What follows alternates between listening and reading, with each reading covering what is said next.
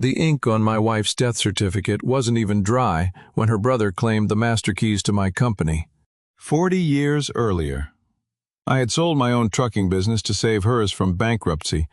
I stepped aside, helped her build it, and never asked for credit. Now, after her funeral, her brother and his wife controlled the fleet, the docks, and nearly $35 million in assets. I was left with nothing but a scuffed leather journal and a single line in my wife's handwriting beside a string of numbers I didn't recognize. I read it twice. Then, I realized what she'd been trying to leave me. But to understand why she couldn't tell me herself, I have to take you back 40 years. The ink on my wife's death certificate had not yet dried when her brother stood up and claimed everything she ever built. I sat in the back of the lawyer's study at our estate on Isle of Hope. A 72-year-old man with calloused hands and a quiet bearing that people had mistaken for weakness my entire life. The funeral flowers from that morning still perfumed the hallway outside, lilies, gardenias, the sickly sweetness of arrangements ordered by people who hadn't visited Lorraine once during her final months. A cup of coffee sat untouched on the side table beside me. It had gone cold an hour ago. I hadn't noticed. Wade Pennington, my wife's 64-year-old brother and the company's senior operations director, stood at the conference table with his hand resting on a stack of documents as though he were being sworn into office. He read the terms aloud with a voice that carried no grief, only inventory. The entire maritime empire, the cargo fleet, the port terminal leases at Garden City, the warehouse facilities along the river, all of it. Value at $35 million, transferred to him as Lorraine's sole surviving blood relative. To me, her husband of 43 years, the will left one item. A leather journal, cracked binding, brass clasp gone green with age. Roxanne Pennington, Wade's 61-year-old wife, sat across the room with her ankles crossed and her eyes cataloging the study's antiques, the way an auctioneer surveys a lot before bidding opens. She turned the journal over in her manicured fingers before passing it to me. "At least it matches the rest of his wardrobe," she said. "Old, worn out, and useless." Her laugh was small, precise, and calibrated to land exactly where it did, in the center of my chest. Wade didn't laugh. He did something worse. He leaned forward, adjusted his cufflinks, and offered me $1,000 a month in living expenses. "That ought to be plenty for a man whose biggest accomplishment was keeping Lorraine's garden alive," he said. Then he told me to vacate the master suite by Friday. I placed my hand over the cracked leather and said nothing. There are silences that beg, and silences that calculate. Mine was the second kind. "Let me ask you something. If the person you loved most in this world handed you a book of blank pages while everyone else walked away with millions, would you open it? Or would you sit there the way I did, running your thumb along the spine, wondering whether this was her final gift or her final test?" The room emptied. Wade's polished shoes clicked across the hardwood toward the hallway. Roxanne paused at the door, just long enough to glance back not at me, but at the mahogany desk, the oil painting above the fireplace, the silver letter opener. She was pricing the room. I could see the arithmetic moving behind her eyes. Then I was alone. The study smelled like old leather and cold coffee, and the ghost of a woman who had run a $35 million empire from this very desk. I sat in the chair she used to sit in. I held the journal she had left me. And my mind did what it always does when the present becomes unbearable. It reached backward. 40 years ago. I owned a coastal freight operation out of Savannah. 7 vessels, a loyal crew, enough profit to live well and sleep soundly. It wasn't an empire, but it was mine, built with my own hands from a single second-hand trawler I'd bought at 26. Then Lorraine's family firm started drowning, debt on every ledger, creditors circling. Her father's mismanagement had hollowed the company to its ribs, and Lorraine, brilliant, stubborn, proud Lorraine, refused to let it die. Selling my company felt like cutting off my own arm and handing it to someone else so they could swim. But I did it. I liquidated every vessel, every contract, every dollar of equity, and poured the capital into her firm. Then I stepped back. I let her name stay on the door.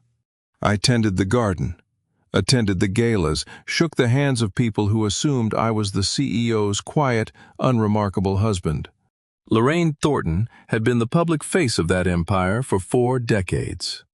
But the 70-year-old CEO who was lowered into Savannah soil that January morning carried a secret her family never suspected. Every dollar they were fighting over tonight had started as mine. The night I signed those sale papers, she stood in our kitchen with wet eyes and said, "You giving up everything?" I told her, "I'm giving it to you. That's not giving up." She never forgot those words. I know that now. I didn't know it then. Why would a woman who spent 43 years telling me I was her equal leave me with nothing but the weight of old leather in my hands? Why would she write me out of every asset, every account, every brick and hull and contract and leave me holding a journal that smelled like her perfume and felt like abandonment? I opened it. The first page was yellowed, brittle at the edges. And there, in Lorraine's unmistakable handwriting, steady, deliberate, written long before her hands began to shake, was a single line I had to read 3 times before the words stopped swimming. "This is for the man who always loved me truly." Beneath it was a string of numbers I did not recognize. I closed the journal. I pressed it against my chest. And for the first time since they lowered her into the ground, I felt something other than grief. I felt the faintest edge of a plan. I stared at those numbers until my vision blurred, then closed the journal and pressed it against my ribs like a second heartbeat. Whatever Lorraine had hidden in those digits could wait one more night. The living were still circling. The funeral flowers had not yet begun to wilt, but the vultures were already feeding. That evening, the estate filled with people who had come to mourn and stayed to appraise. I sat in a corner chair near the bay window with a glass of champagne I had no intention of drinking, watching Roxanne move through Lorraine's study like a curator preparing an exhibition. She lifted a brass sextant from the mantelpiece and held it up to the chandelier light, tilting it slowly, checking hallmarks. Then she pulled out her phone and tapped something with the efficiency of a woman who had done this before. She did not look at the instrument the way a grieving sister-in-law would. She looked at it the way a dealer looks at inventory. "Do you know what one of these fetches at auction?" she said to no one in particular, though her voice carried across the room with surgical precision. "More than that man in the corner earned in a decade." 2 women near the doorway glanced at me, then looked away. That is the geometry of pity, a quick triangle of eyes that never lands. Across the hall, Wade stood by the fireplace with 2 company executives, a whiskey in his hand and a proprietary spread to his shoulders. He was already talking about renovations. "Lorraine ran things her way for 40 years, he said, loud enough for the room to hear. "It's time for a fresh vision. Starting with that corner office." Not a single person at that reception approached me to ask how I was holding up. Not one. I had lived in this house for over 4 decades, hosted holidays in this room, buried a wife that morning, and I had become furniture. Less than furniture, Roxanne was at least pricing the furniture. Have you ever been invisible inside your own house? The one you helped pay for, the one you raised a life in, while strangers measured your walls for their renovations. It is a particular kind of erasure, not violent, not loud, just thorough. The way fog erases a coastline you look up and the shore you knew is simply gone. I left the reception without saying goodnight. No one noticed. The next morning, I drove to the Bay Street headquarters overlooking the port. I had come to discuss Lorraine's final wishes, the charitable trusts she had mentioned in her last months. The scholarship fund she wanted established at the Maritime Academy. I thought, foolishly, that these things might still matter to the people who claimed to love her. Wade had convened a small board meeting in the glass-walled conference room on the third floor. Through the windows behind him, I could see the container cranes at Garden City Terminal, the ships Lorraine had spent her life commanding. He stood at the head of the table and formally announced himself as head of all operations, effective immediately. The executives nodded, pens moved across documents. Then he turned to me.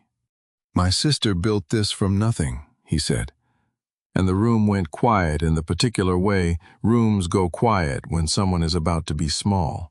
Her husband watched from the greenhouse. Let's not pretend he has a seat at this table. $1,000 a month. That was the price tag my wife's brother placed on 43 years of marriage. He leaned toward me with a tight smile that didn't reach his eyes and repeated the offer he had made the day before, calling it a kindness, not an obligation. "Take it, old man," he said. "It's more than generous for someone who contributed nothing but company at dinner." The room waited for me to respond. I could feel it, that collective intake of breath, the anticipation of a broken man accepting his portion. Every executive at that table expected me to nod, or argue, or plead. I did not yell. I did not explain.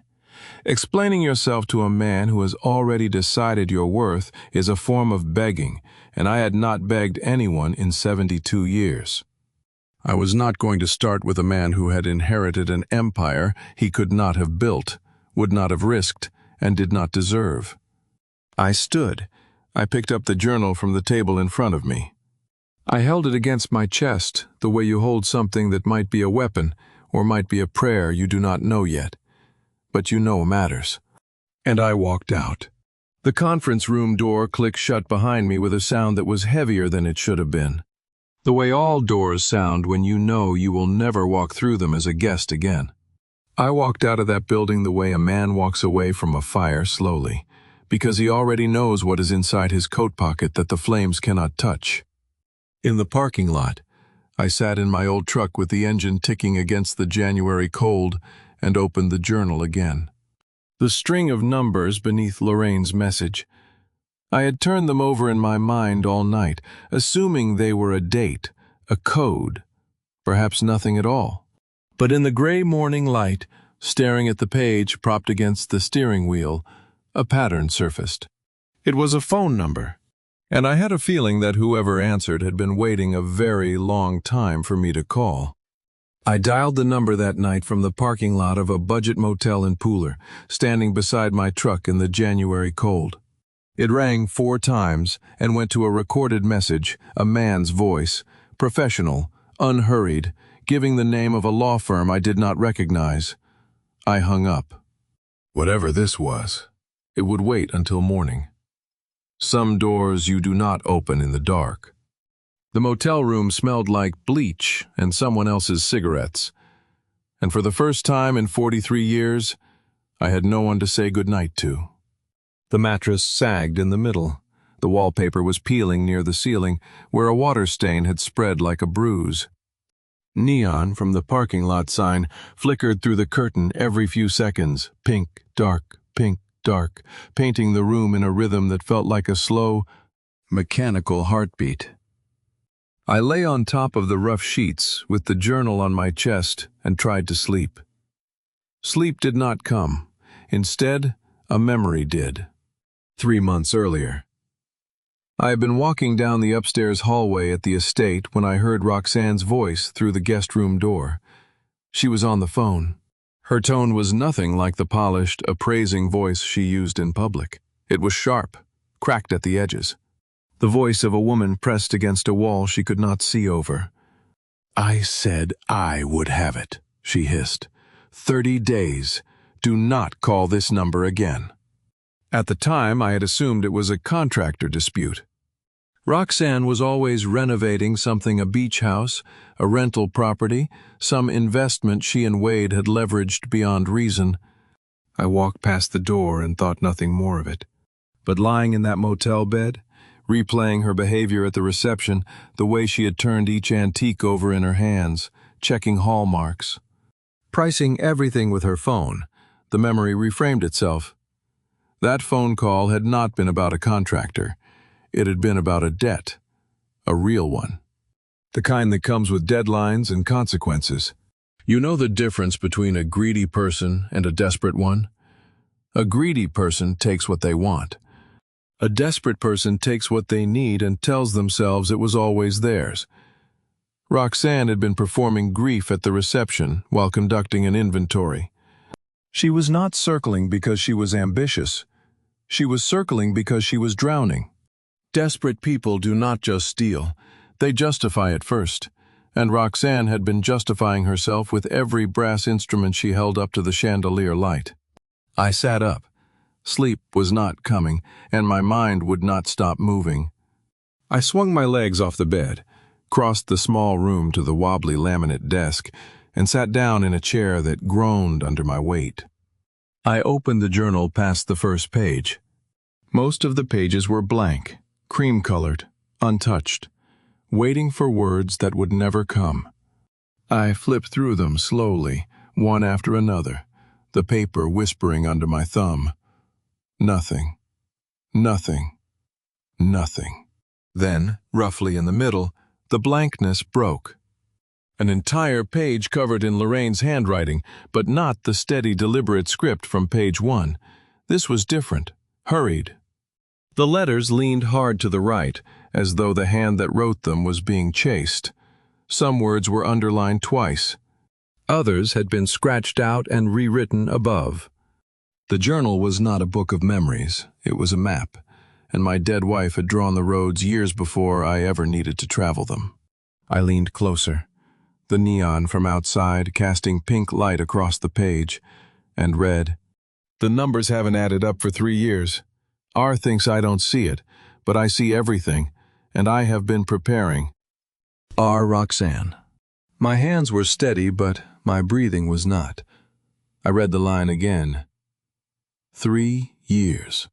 Lorraine had known about financial discrepancies for 3 years before she died and had said nothing to me. Not a word over dinner, not a whisper in bed, not a single hint during the long evenings I spent beside her in the study while she worked and read. She had carried this alone. Below the passage, the handwriting changed again, shakier now, the letters trembling. Written at a time when her hands had begun to betray her. A name, a phone number, and beneath them 4 words that made the hair on the back of my neck stand up. The name was Cecil Harrington. I had never heard it before. The 4 words read, "He has been waiting." How long had Lorraine watched Roxanne bleed the company dry, and what had she built in the shadows while I tended the garden and smiled at dinner guests and played the role of the quiet, unremarkable husband she needed me to be? "What did you see, Lorraine?" I whispered to the empty room, to the flickering neon, to the stale cigarette ghosts trapped in the curtains. "And what did you do about it?" The journal sat open on the desk. The name stared back at me, Cecil Harrington. A lawyer I had never met, never heard of, whose number my wife had written in trembling script sometime in her final months. A man she had described with 3 words that turned a dead woman's journal into something that felt, for the first time, like a loaded weapon. He has been waiting. I closed the journal, pressed my palm flat against the cover, and decided I would call him at first light. I dialed the number at 7 the next morning, expecting a voicemail. The voice that answered on the second ring was wide awake and entirely unsurprised. "This is Cecil Harrington." I told him my name. There was a pause, not the hesitation of a man trying to place a caller, but the silence of someone who has been holding a breath for a very long time and has just been given permission to release it. "Mr. Thornton." His voice shifted from professional to something warmer, more careful, the tone people use when they are handling something fragile. "I have been waiting for your call. I am deeply sorry about Lorraine. She was the most extraordinary woman I ever had the privilege of advising." Advising. Not knowing, not befriending, advising. "She left me a journal," I said, "and your name. I need to understand what she was preparing for." "Not over the phone," he said, and there was a firmness in his voice that had nothing to do with caution and everything to do with discipline. "I am sending a car. We have a great deal to discuss, and none of it should travel through open air." The black sedan arrived at the motel in exactly 15 minutes.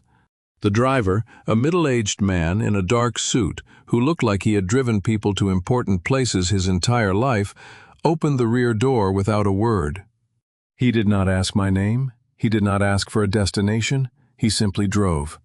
The sedan carried me through Savannah's oak-canopied streets like a current pulling a man toward a shore he did not know existed. Spanish moss hung from the branches like curtains closing behind us. I sat in the cold, smooth leather of the back seat, with the journal on my lap and the bitter taste of motel coffee still on my tongue. Watching a city I had lived in for over 40 years pass by as though I were seeing it for the first time.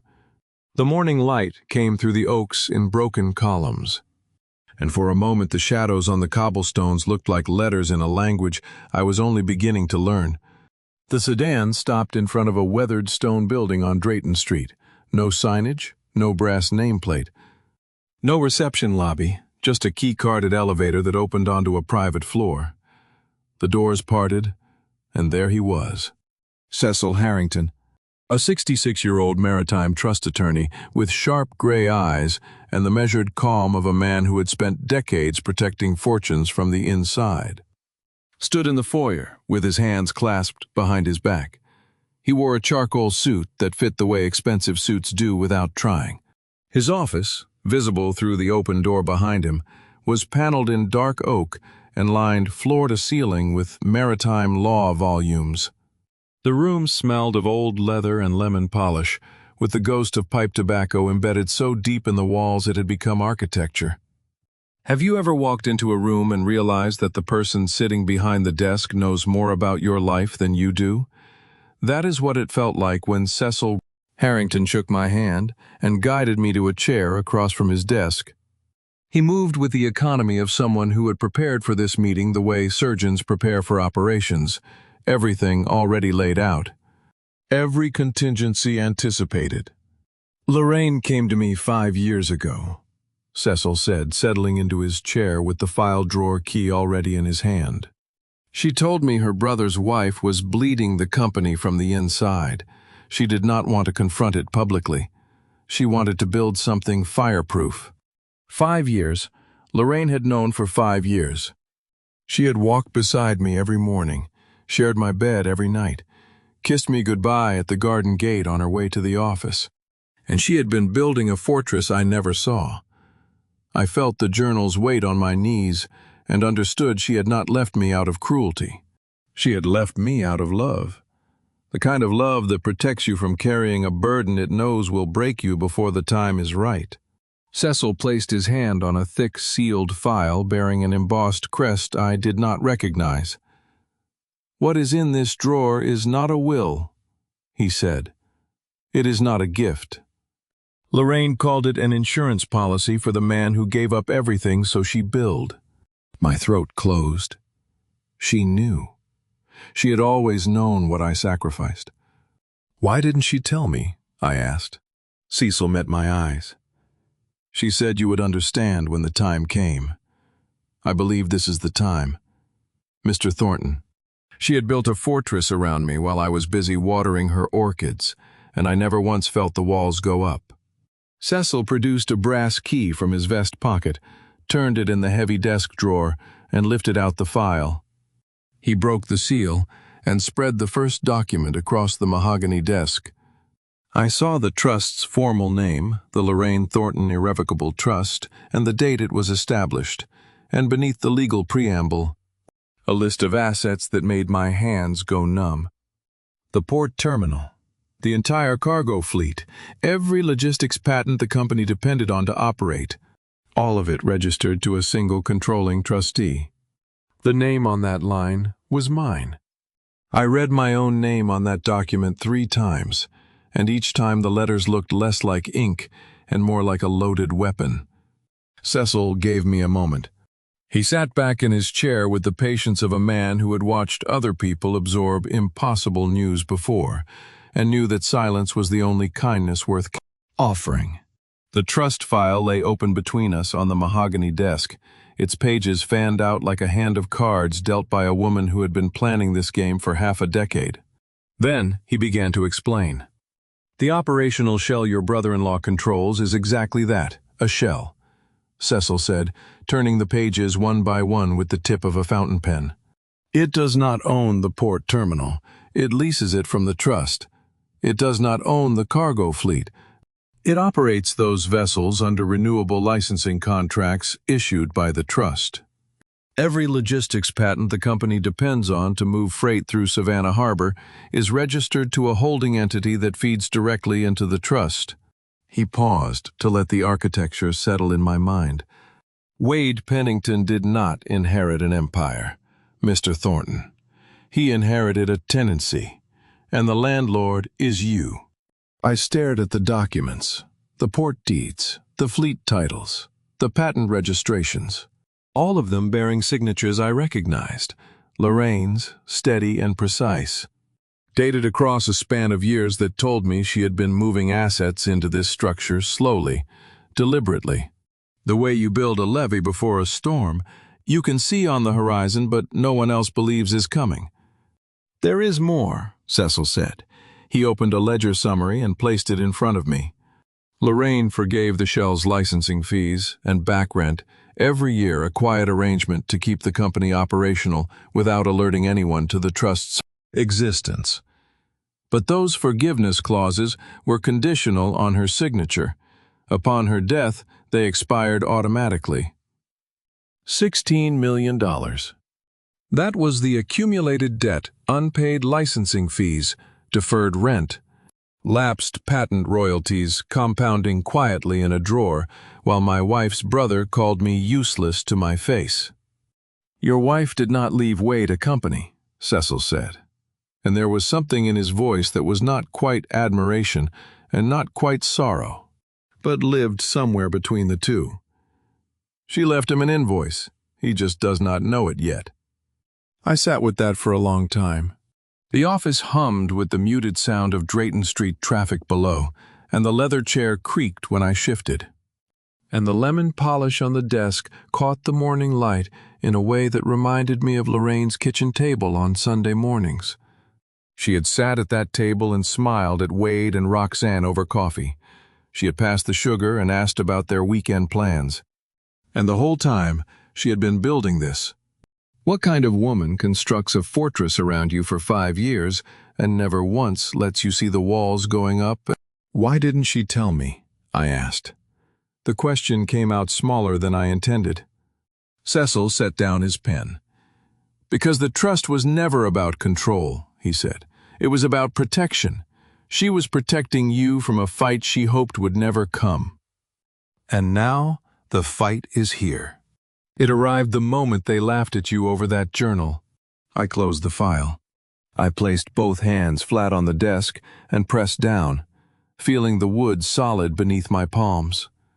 Needing something real to hold on to while the world I thought I knew rearranged itself into a shape I was only beginning to understand. Then I thanked Cecil, took the journal from the desk, and told him I would be in touch. He did not try to stop me. He did not push a strategy or suggest a timeline. He simply stood, shook my hand, and said, "Lorraine told me you would need time. She was right about everything else. I expect she was right about that too." That afternoon I stood on the Savannah waterfront with the January wind cutting through my coat and the journal in my inside pocket pressing against my ribs. Across the channel, the container cranes at Garden City Terminal moved against the gray sky like slow, patient arms, lifting, placing, building something that would outlast the men who thought they owned it. I could have picked up the phone and ended it right there. I could have called Wade and told him that every ship in his fleet had my name on the title. I could have listened to his voice crack in real time and felt the satisfaction of 40 years of silence finally breaking into sound. But a man who strikes too early warns his enemy. A man who waits lets his enemy build the prison walls himself. Lorraine did not rush. She spent years constructing the trust brick by brick while smiling at family dinners and passing the sugar bowl. The least I could do was give her patience the respect it deserved. I stood on the waterfront watching my port operate under someone else's orders. And I made a promise to the woman who had given me the keys without ever telling me the doors existed. I would not waste what she built. I would wait until Wade and Roxanne reached so far into the company's pockets that their fingerprints would be impossible to deny. And then I would lock every door at once. I did not have to wait long. The patience I had promised Lorraine on the waterfront lasted exactly 9 days before the first crack appeared, not in me, but in them. While I sat in Cecil's office reviewing the trust's licensing schedules, the woman who had orchestrated my humiliation was learning what it felt like to be the one running out of time. Cecil had placed monitoring protocols on the company's financial accounts. Nothing illegal, he assured me. Simply the rights of a trustee tracking assets that belong to the trust. So when Roxanne's phone rang in Wade's corner office at the Bay Street headquarters that first week of February, I did not hear the conversation. But Cecil reconstructed it for me within the hour, pieced together from banking alerts and a well-placed source inside the building. The call came from a real estate investment firm. The voice on the other end was not polite.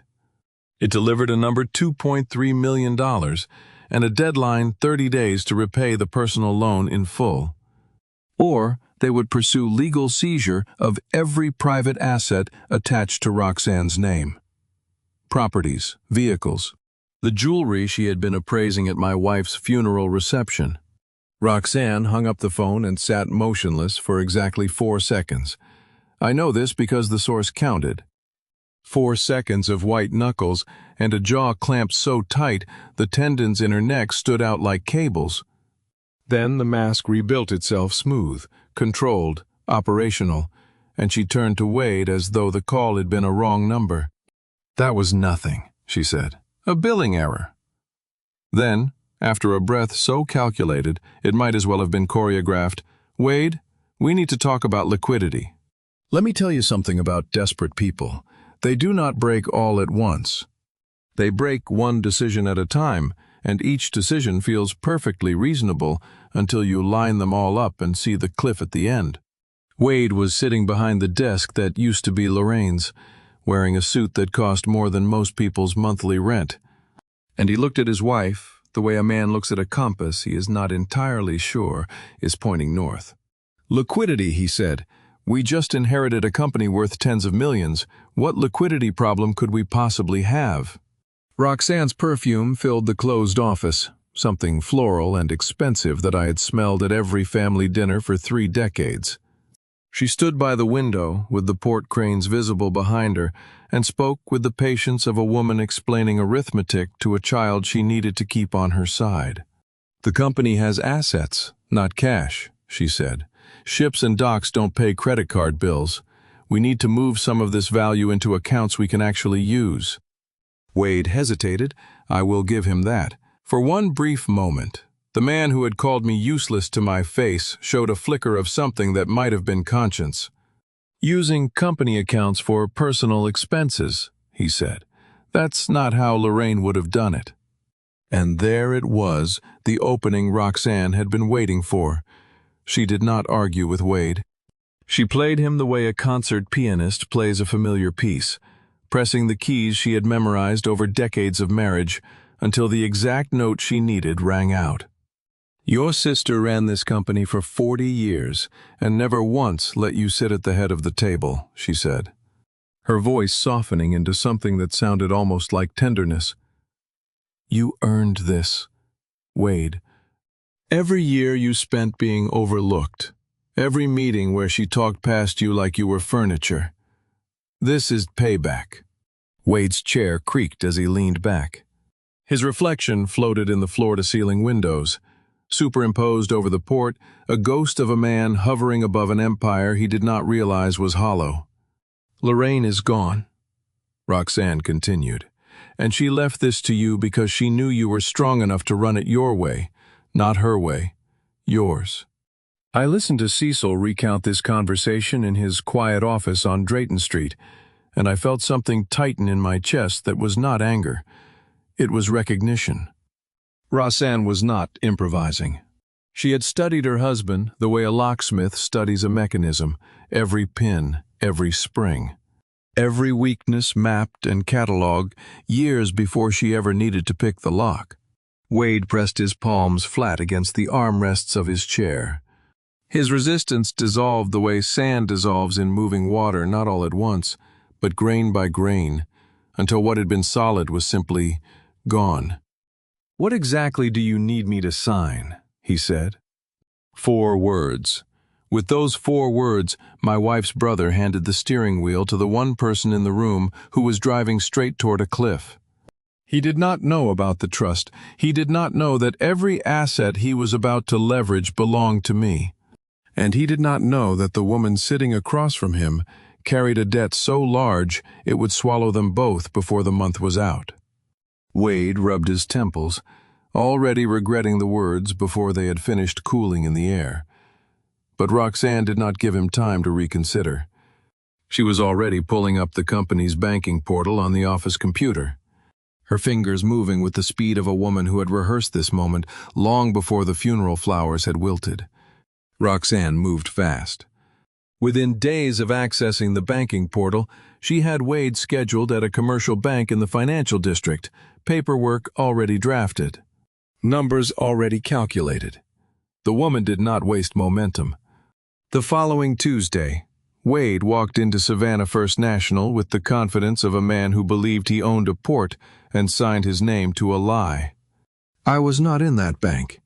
I did not need to be. Cecil's monitoring protocols flagged the mortgage application within the hour, a large commercial loan secured against the Garden City port terminal as primary collateral. The loan officer, following standard procedure, informed Wade that compliance would need approximately 2 weeks for title verification on a property of that size. Wade waved it off. Cecil's source inside the bank reported his exact words, 2 weeks, fine. But I assure you, every dock and crane in that terminal has my family's name on it. It did not. Every dock and crane in that terminal had my name on it, buried inside a trust he had never heard of, filed in a drawer he would never find. Controlled by the man he had just offered $1,000 a month in grocery money. The title verification would take 2 weeks. 2 weeks for the bank's compliance team to pull the property records and discover that the port terminal was registered not to the operational shell, but to the Lorraine Thornton Irrevocable Trust. 2 weeks for a flag to appear on a desk somewhere, a red notation in a file, a phone call that would begin the unraveling of everything Wade and Roxanne believed they controlled. There is a particular kind of arrogance that only grows in people who have never earned what they hold. It makes a man pledge someone else's property as if the deed were tattooed on his chest. Wade had that arrogance, the way some men have a birthmark, visible to everyone except the person wearing it. The clock was ticking, and my brother-in-law had started it himself. 3 days after the mortgage signing. I put on my oldest work jacket, the one with the frayed cuffs and the faded collar, that made me look exactly like the man Wade believed I was, and drove to the Bay Street headquarters.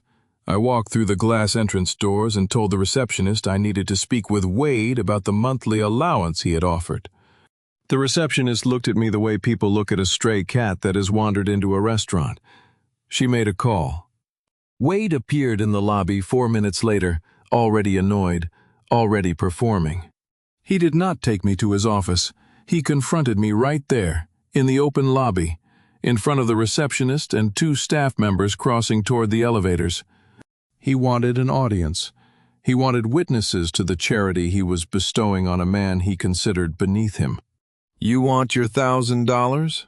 he said, loud enough for his voice to bounce off the marble floor. "My sister kept you around out of pity, old man.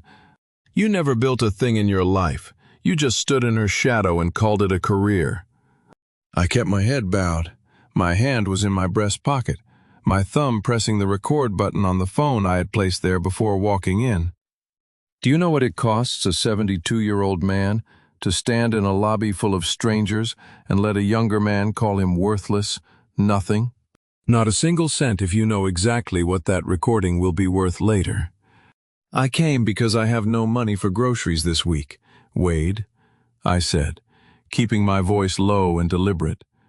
Your sister would not have wanted me to go hungry. His laugh was sharp and public and designed to travel. Then go find a job, he said. The charity window is closed. The staff members near the elevator had stopped pretending not to listen. One of them, a young woman holding a stack of shipping manifests, looked at me with an expression I recognized. Not pity. Shame. She was ashamed to work for a man who would say those things to family in a public lobby. I nodded once, slowly, the way a man nods when he has been thoroughly defeated. I turned and walked toward the glass doors. My shoulders were slumped, my head was down. I played the broken man they expected to see.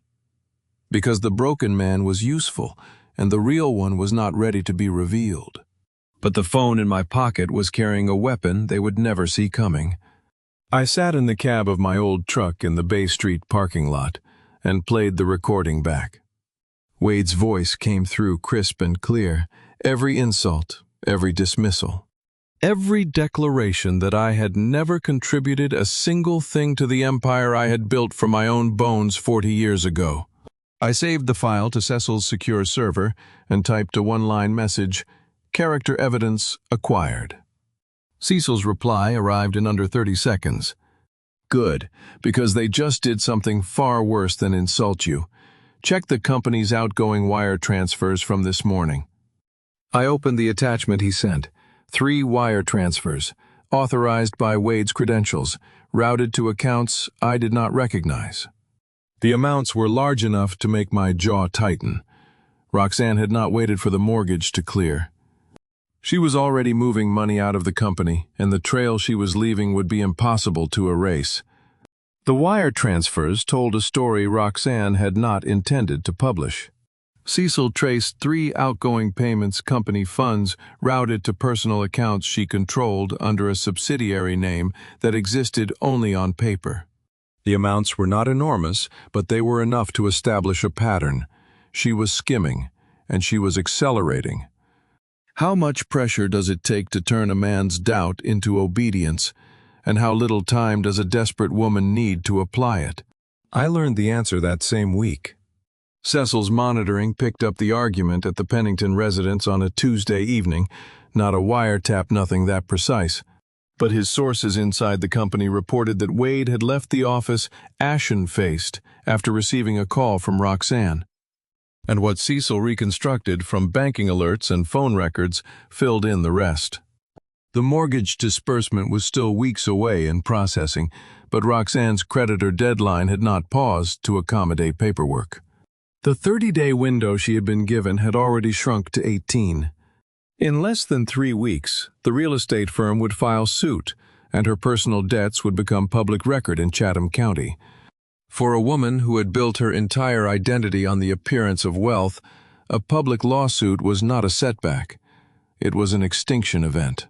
So she did what cornered animals do. She escalated. Roxanne proposed selling a portion of the cargo fleet to a private buyer for immediate payment. Not through the company's board, not through legal channels. A direct off-market sale, fast cash, no questions, no oversight. Roxanne did not argue like a wife. She argued like a general moving pieces across a board, and the piece she moved most often was the man standing in front of her. "The mortgage won't close for weeks," she told Wade, pacing the kitchen with her phone calculator casting a pale glow across her face. "I don't have weeks. 18 days. That is what stands between us and a lawsuit that will make the front page of every paper in Savannah." Wade leaned against the counter, the way a man leans against something when his legs are no longer certain they want to hold him up. "Sell the ships," he said. "Those vessels aren't just numbers on a spreadsheet, Roxanne. They are the backbone of the fleet, and I am not sure they are ours to sell." He was right about that. He was more right than he knew. But Roxanne had an answer for every objection, the way a river has an answer for every rock she simply flowed around it. "They became ours the moment your name went on the inheritance papers," she said. "Or are you going to let your dead sister's signature matter more than your living wife's future? If someone you trusted told you that breaking the law was the only way to protect your family, would you stop long enough to ask whose family they were really protecting?" Wade did not stop. He slowed down, but he did not stop. He tried one last stand. "We should at least run this past the company attorneys before—" Roxanne cut him off with the efficiency of a surgeon severing a nerve. "Attorneys will ask questions we cannot answer. You already signed a personal guarantee on the mortgage. If this unravels, the lawyers won't save you. They'll be the ones testifying against you." That was the stroke that broke him. Not the threat of losing money, not the fear of public shame. The image of lawyers, his own lawyers, sitting in a witness box and pointing at him. Roxanne understood that Wade's deepest fear was not poverty, it was exposure. Being seen for what he was. She softened her voice to something almost tender. "I am not asking you to do something wrong," she said. "I am asking you to protect this family." That is all Lorraine would have wanted. Using my dead wife's name to justify stealing from the empire my dead wife built. There is a particular kind of cruelty that wraps itself in love's language, and Roxanne had mastered it the way some people master a second tongue fluently, without accent, without shame. Wade stared at the floor for a long time.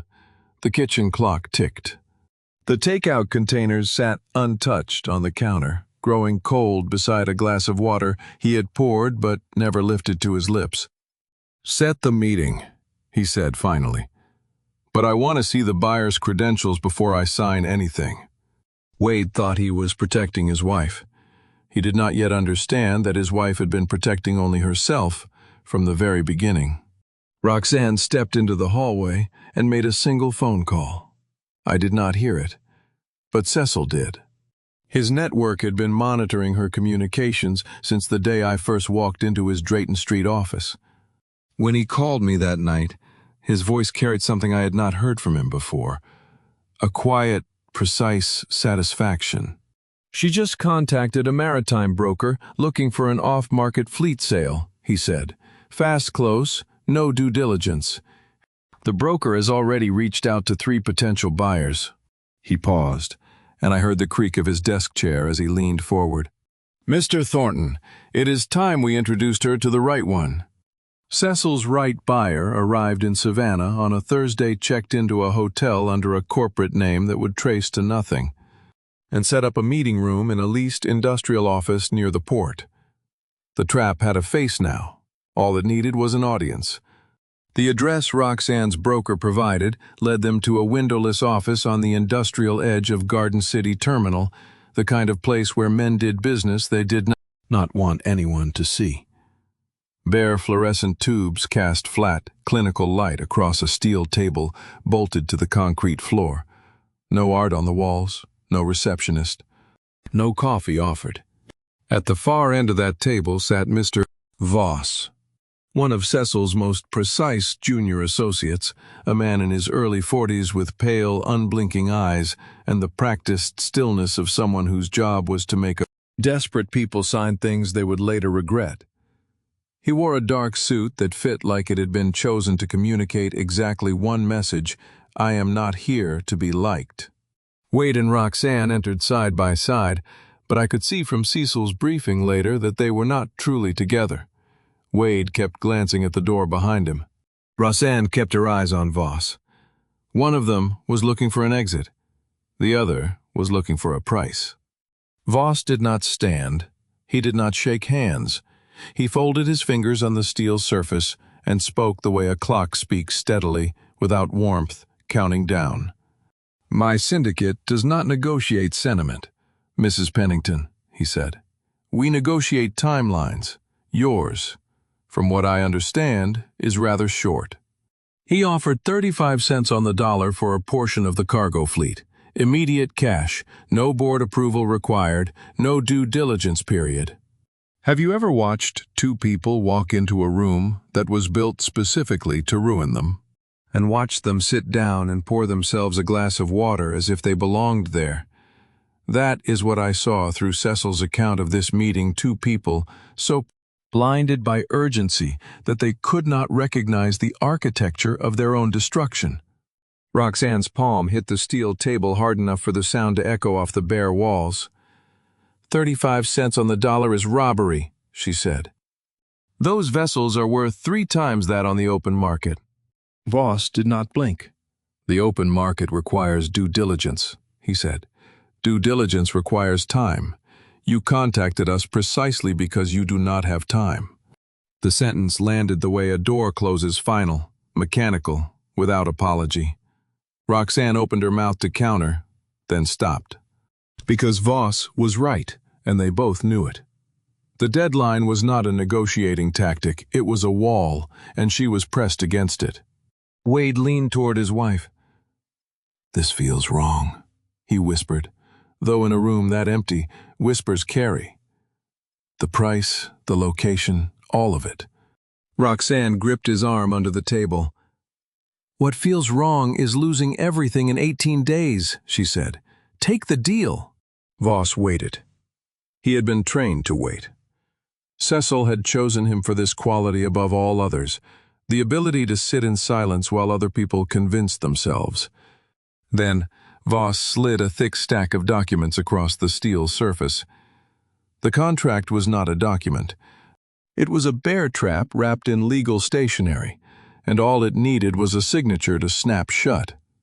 He explained in a flat monotone that made legalese sound almost reasonable that the expedited nature of the sale required complete legal indemnity, standard liability waivers. An addendum acknowledging the rapid close was proceeding without board authorization, a formality, he said, to protect his investors from future litigation. The addendums were dense with corporate language. Page after page of clauses that blurred together the way fine print always does when you are desperate enough to stop reading. Wade flipped past them. Roxanne did not even touch them. Neither of them reached Section 14C. Cecil had spent 3 days crafting that contract.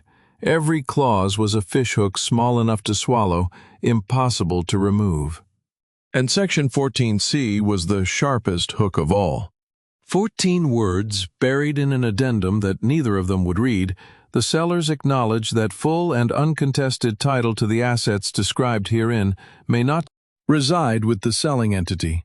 A written admission, signed voluntarily, that they knew they might not own what they were selling. Section 14C. 14 words. That was all it took to turn a desperate sale into a signed confession. "And the funds?" Wade asked, his fingers already on the signature page. "Wired to your designated account within 48 hours of execution," Voss said. "My syndicate does not delay." Wade picked up the pen. It was a heavy instrument, black, expensive. The kind of pen that makes a man feel like he is doing something important when he signs. He held it over the signature line. His hand hovered there for 3 seconds, long enough for a smarter man to flip back through the addendums.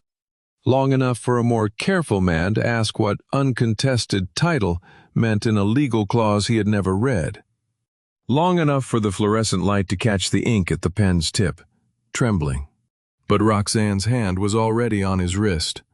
She pressed down, not hard, not rough, but with the steady, practiced pressure of a woman who had been guiding this hand for decades. The pen touched paper. Wade's pen pressed into the paper, but before the ink could form a single letter, Roxanne pulled the contract away from him. She slid the entire stack toward herself and announced that no one was signing anything until she had read every page. Voss glanced at the door, where Cecil's instructions lived in his earpiece. The room held its breath. Roxanne insisted the formal signing take place at a proper legal office, not this industrial box. So, 2 hours later, we reconvened at Cecil's office on Drayton Street. The late afternoon light fading through tall windows and the first fingers of river fog pressing against the glass. Cecil had laid out 6 copies of the contract across his mahogany conference table in precise stacks. Voss stood by the door, gloved hands clasped, ready to collect originals. Roxanne sat down and pulled the first copy toward her.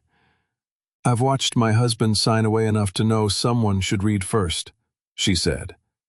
My anticipation curdled into something sharper. Cecil's face stayed neutral, but I saw the micro-tension in his jaw. He had built Section 14C to survive a surface read. He had not built it to survive Roxanne Pennington conducting a forensic audit at the table. She read aloud. Sections 1 through 8 standard asset transfer language. She asked 2 sharp questions about liability indemnification that would have stumped most junior attorneys. Cecil answered smoothly, without hesitation, as though the questions were expected. Wade fidgeted in his chair beside her, bored, drumming his fingers on the armrest. The scratch of those fingers on leather sounded exactly like Lorraine's fingernails on the hospital bedsheet the night she died. I gripped my own armrest to keep my hands from shaking. "Rox, we've been over this," Wade said. "Just let me sign the damn thing." She ignored him. She reached Section 14, Representations and Warranties of the Purchasing Party. Her finger traced the subclauses, 14A, Standard, 14B, Standard. She lingered on 14B for a moment that lasted a century. Then she flipped to 14C and stopped. "What's this acknowledgement of prior financial obligations?" she asked. The room contracted. The fog outside pressed closer. I could feel my pulse in my teeth. Cecil leaned forward with the ease of a man explaining a parking regulation. "Mrs. Pennington, it protects you as much as it protects the trust," he said. "If the assets carry hidden encumbrances, undisclosed liens, contested claims, this clause gives you the right to void the sale entirely. It is standard in maritime asset transfers of this scale." Roxanne stared at Cecil for 4 full seconds. I counted them the way a man counts the seconds between lightning and thunder, measuring how close the strike had come. Then she nodded. The room exhaled. Wade signed. 6 copies. His signature was large and confident. The loops childlike in their certainty, the handwriting of a man who had never once been punished for not reading what he put his name to. 31 years ago, he had signed a different document, with that same careless flourish, a wedding certificate, binding himself to Lorraine's sister. I remembered thinking then what I thought now: this man signs things the way a child holds a crayon, firm, ignorant, permanent. Voss collected each signed page with gloved hands, preserving the originals. Wade did not ask why the gloves. He did not ask about anything. Then Roxanne signed. She was faster than Wade, decisive, no second guessing. She had made her calculation and committed to it the way a diver commits to the edge of a cliff. 48 hours for the fund transfer, she said to Cecil, capping the pen. Not a minute more. The office lights flickered. Somewhere on the Savannah River, a barge had clipped a power relay. For 3 seconds, the only light came from the fog-filtered window. And in that gray half-darkness, I saw Roxanne's face with a clarity I had never achieved in full light. Not greedy, calculating. She was the architect. Wade was the instrument, and both of them had just signed the confession that would end them. The Penningtons left. Cecil locked the originals in his office safe, turned the brass key, and faced me. "It's done," he said. "Both signatures, all 6 copies. Section 14C is airtight." He left me alone in the office. The fog had thickened outside, turning the streetlights into smudged halos. I sat in the quiet and allowed myself one moment of something that almost resembled peace, the first since the funeral. Lorraine's trap had closed exactly as she designed it. Then I reached into my coat and pulled out the journal. I had been carrying it since the motel. I had read the first page and the middle pages. But the final page, the last thing Lorraine ever wrote, I had avoided the way a man avoids opening a letter he suspects contains goodbye. Now, in the silence of a victory built on her blueprint, I finally had the courage. I turned to the last page. The handwriting was steady, not the hurried scrawl from the middle entries, but the deliberate script of a woman with time and purpose. It was addressed to me. If you're reading this, they've already started. Don't trust the harbor office. My blood went cold. The harbor office, the Savannah Port Authority filing center where all maritime trust documents were publicly registered. The exact office where Cecil had filed the trust transfer paperwork 6 days ago. I closed the journal. The victory I had felt 60 seconds earlier dissolved like fog burning off the river, except this fog was not lifting. It was settling in.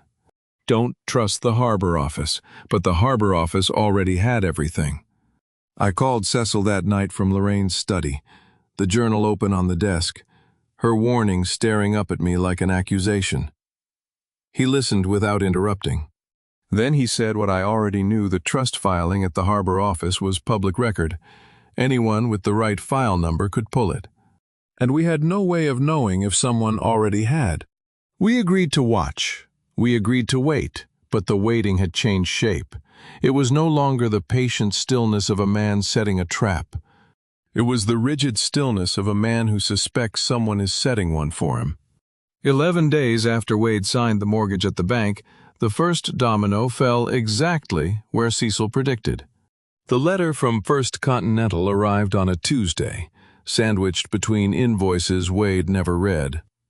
I knew about it before he did. Cecil's monitoring flagged the bank's compliance action the moment it was generated. The title verification team had pulled the records on the port terminal and found what we knew they would find. The property was registered not to the operational shell, but to a third-party trust. A formal letter requested supplementary ownership documents within 10 business days. A title search is just a question asked politely, but every polite question left unanswered becomes a subpoena. And this question had been addressed to a man who did not know the answer. Wade received the letter at the Bay Street headquarters late that morning. Cecil's source inside the building, the same quiet network that had been feeding us information since the funeral, reported what happened next. Wade read the letter. He crumpled it.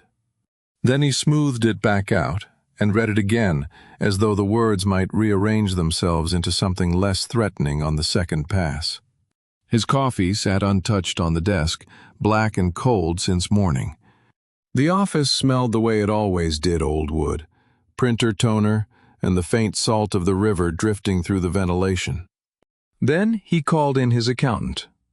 Dolores Pratt had been Thornton Maritime's staff accountant for 19 years, a quiet, precise woman in her mid-50s who had survived every regime change by being indispensable and invisible. She wore reading glasses on a chain around her neck and carried a mechanical pencil she had owned since graduate school.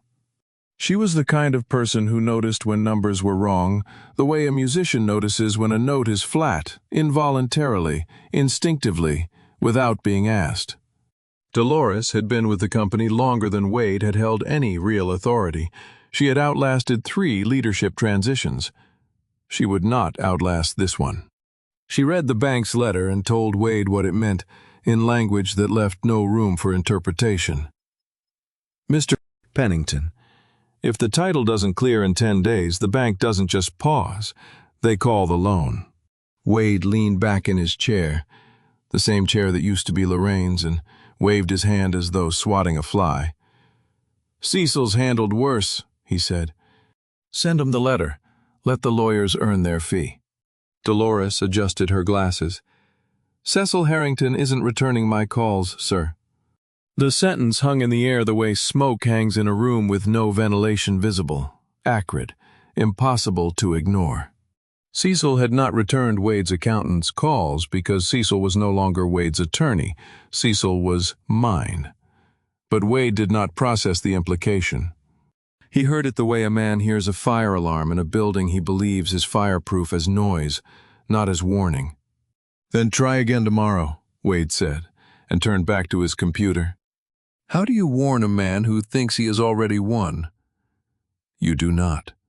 You let the calendar do it. That evening, I sat in Lorraine's study with the journal open to her final page and my phone on the desk beside it. Cecil's text arrived at 7 minutes past 6. Title review triggered. He hasn't called. 10 days. 10 days. In 10 business days, the bank would discover that the port terminal belonged to my trust. The mortgage would collapse. The personal guarantees Wade had signed would activate. The debts the operational shell owed, licensing fees, back rent, patent royalties, accumulated over years of Lorraine's quiet forgiveness, would become immediately collectible. 10 days for all of that to begin.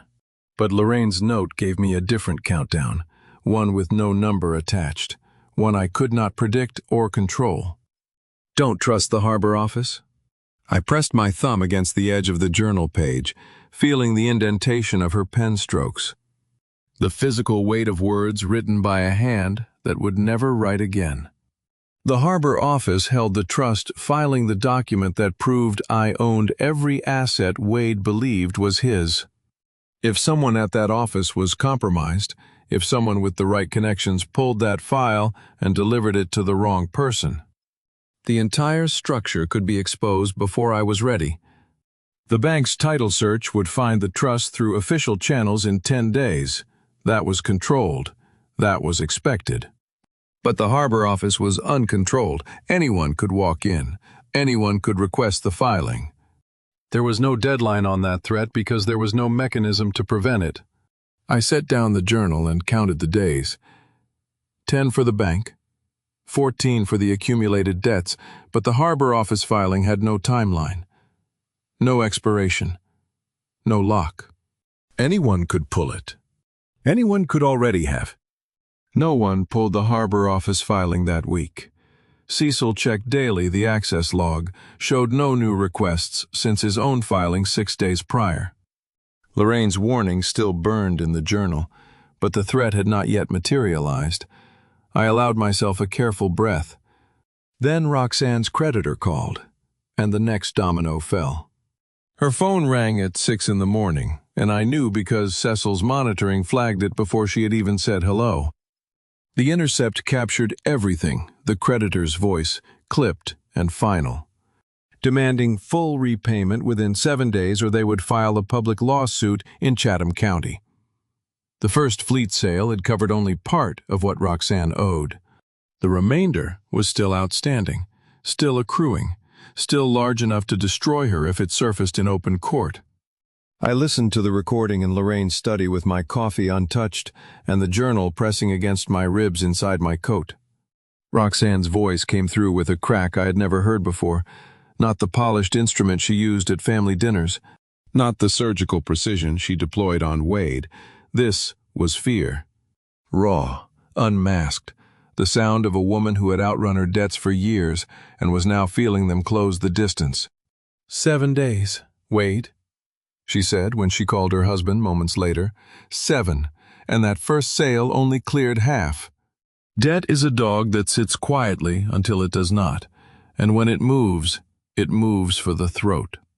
Roxanne had been feeding this dog scraps for years, partial payments, renegotiated terms, promises she recycled like currency, but the dog had stopped accepting scraps. Wade hesitated. I will credit him that much.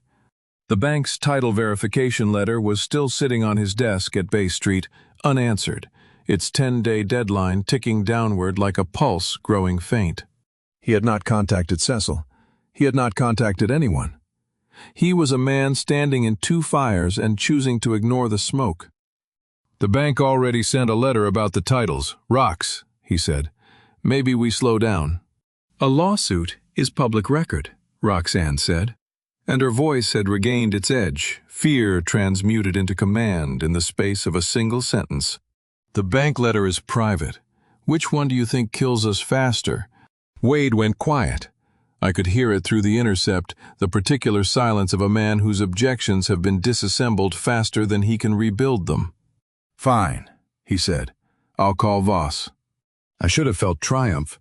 Instead, I felt the weight of Lorraine's journal against my chest, her warning pressing into me like a second heartbeat. Every move the Penningtons made drew them deeper into the trap she had designed. And every move I watched felt less like justice and more like watching two people stumble through a minefield my dead wife had laid. 3 days later, Wade and Roxanne returned to the industrial office near the port, the same fluorescent lights buzzing overhead, the same steel table, the same Mr. Voss seated at the far end, hands folded, face expressionless. But the terms were worse. "Given the accelerated timeline," Voss said in his flat mechanical cadence, "the price reflects additional risk, 60 cents on the dollar." Roxanne did not negotiate. She did not pull the contract toward herself and read each clause aloud the way she had done weeks earlier in Cecil's office, when her intelligence had nearly unraveled the entire trap. This time she looked at the stack of pages the way a drowning person looks at a piece of driftwood, not evaluating its quality, just reaching. "Just give us the papers," she said. The woman who had spent 4 full seconds scrutinizing Section 14C in Cecil's office now did not even glance at the addendums. Desperation had done what greed alone could not. It had made Roxanne Pennington stop reading. Wade signed. His signature was smaller this time, tighter, the loops compressed as though his hand was trying to take up less space on the page. Roxanne signed after him fast. Aggressive, she dotted the I in Pennington with a jab that tore the paper. Voss collected the originals with his gloved hands. The second contract was deliberately more damaging than the first. Cecil had designed it that way. The language in the addendum no longer buried the admission beneath boilerplate. It stated plainly that the sellers acknowledged the possibility of contested ownership and accepted full liability for any resulting claims. They had signed a confession that did not even bother to disguise itself. And in the corner of the industrial office, behind the steel shelving unit where neither Wade nor Roxanne thought to look, the recording equipment Voss had installed captured every word spoken during the meeting. Roxanne's demand to skip the review, Wade's compliance. The sound of pens on paper. Cecil's first text arrived at 8 that evening. Second set. She didn't even read 14C this time. I closed my eyes and allowed myself a moment of something that tasted like victory, but sat in my stomach like grief. Then the second message came. Midnight. Cecil's tone had changed even through text. I could feel the shift. Audio secured. But there's a problem. Someone accessed the harbor office trust filing this afternoon. Not us. I stared at the screen. Lorraine's warning. The harbor office. The threat she had seen coming from the other side of death. The unknown enemy had just made their first move. Cecil spent 2 days working the harbor office contact, trying to identify who had pulled the trust filing. The access log showed a request submitted under a generic business inquiry, no name attached, no company listed, a dead end on paper. So I decided to try a different route. I would ask the one person who might tell me, without knowing he was telling me anything at all. What kind of man orders bourbon at 10 in the morning and does not notice his brother-in-law sitting 3 tables away? The waterfront cafe near River Street was one of Wade's regular spots. Cecil's sources had confirmed he took meetings there most Tuesdays.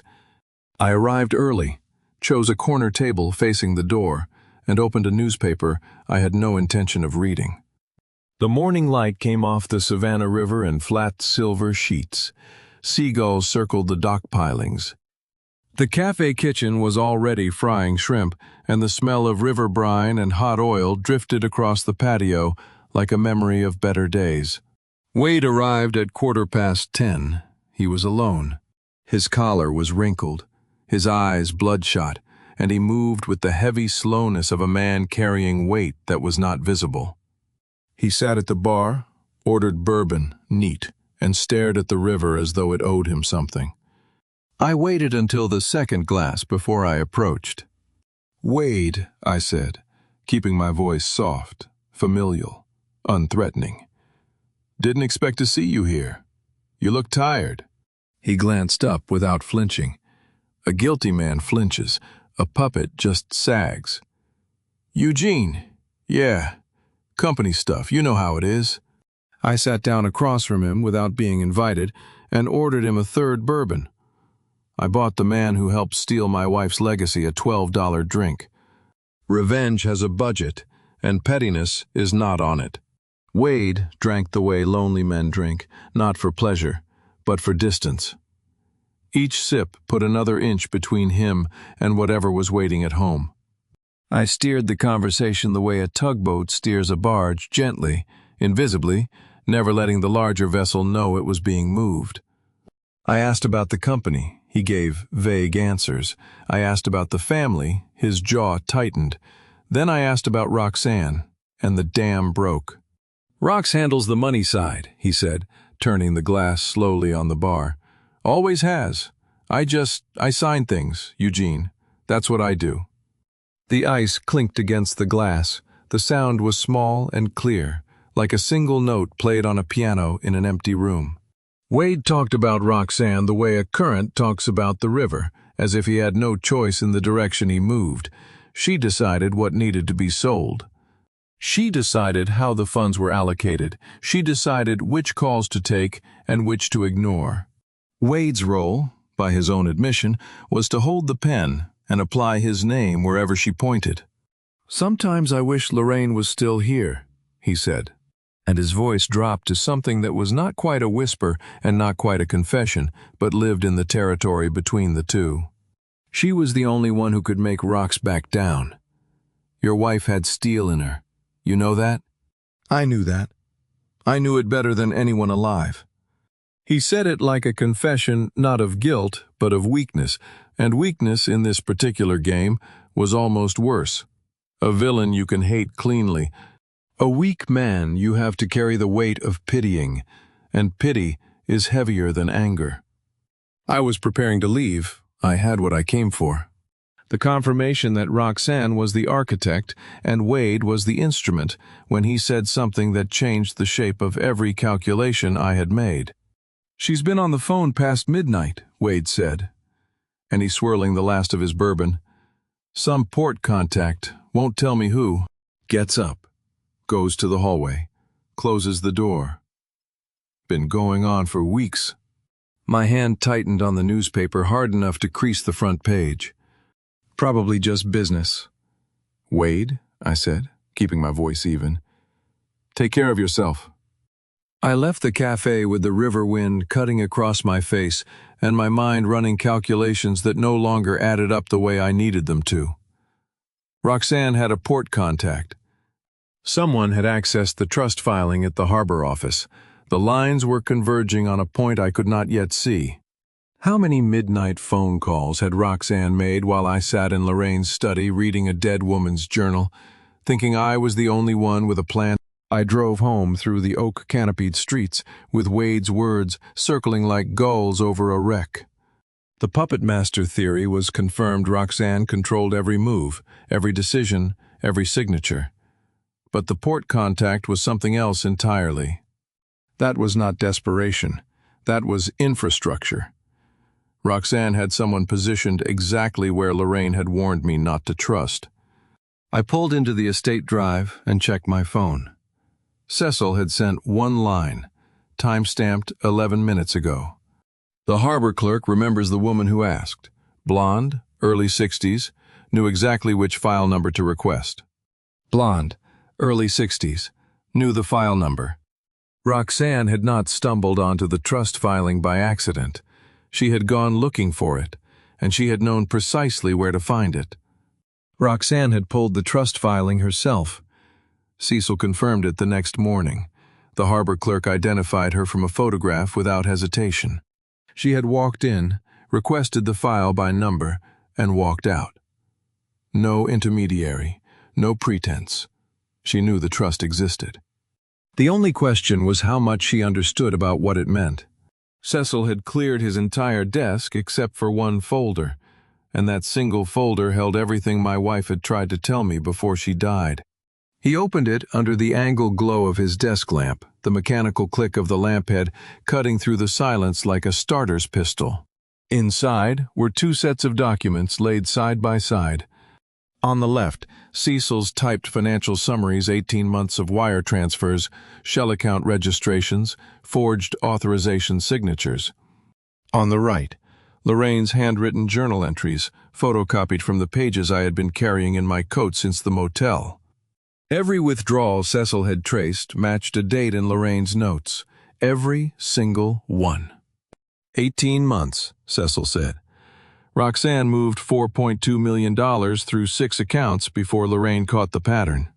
I stared at the 2 columns of evidence. Lorraine's handwriting was steadier than Cecil's typed font. She had been calmer building this case than I was reading it.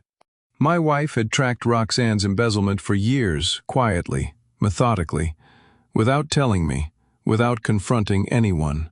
She had documented every transfer, every forged authorization, every dollar that moved from the company into accounts Roxanne controlled. Then she had taken the core assets and separated them into the trust, brick by brick, while smiling at Sunday dinners and asking her sister-in-law to pass the salt. You think you know someone for 40 years, then they die, and you spend the next 2 learning who they really were.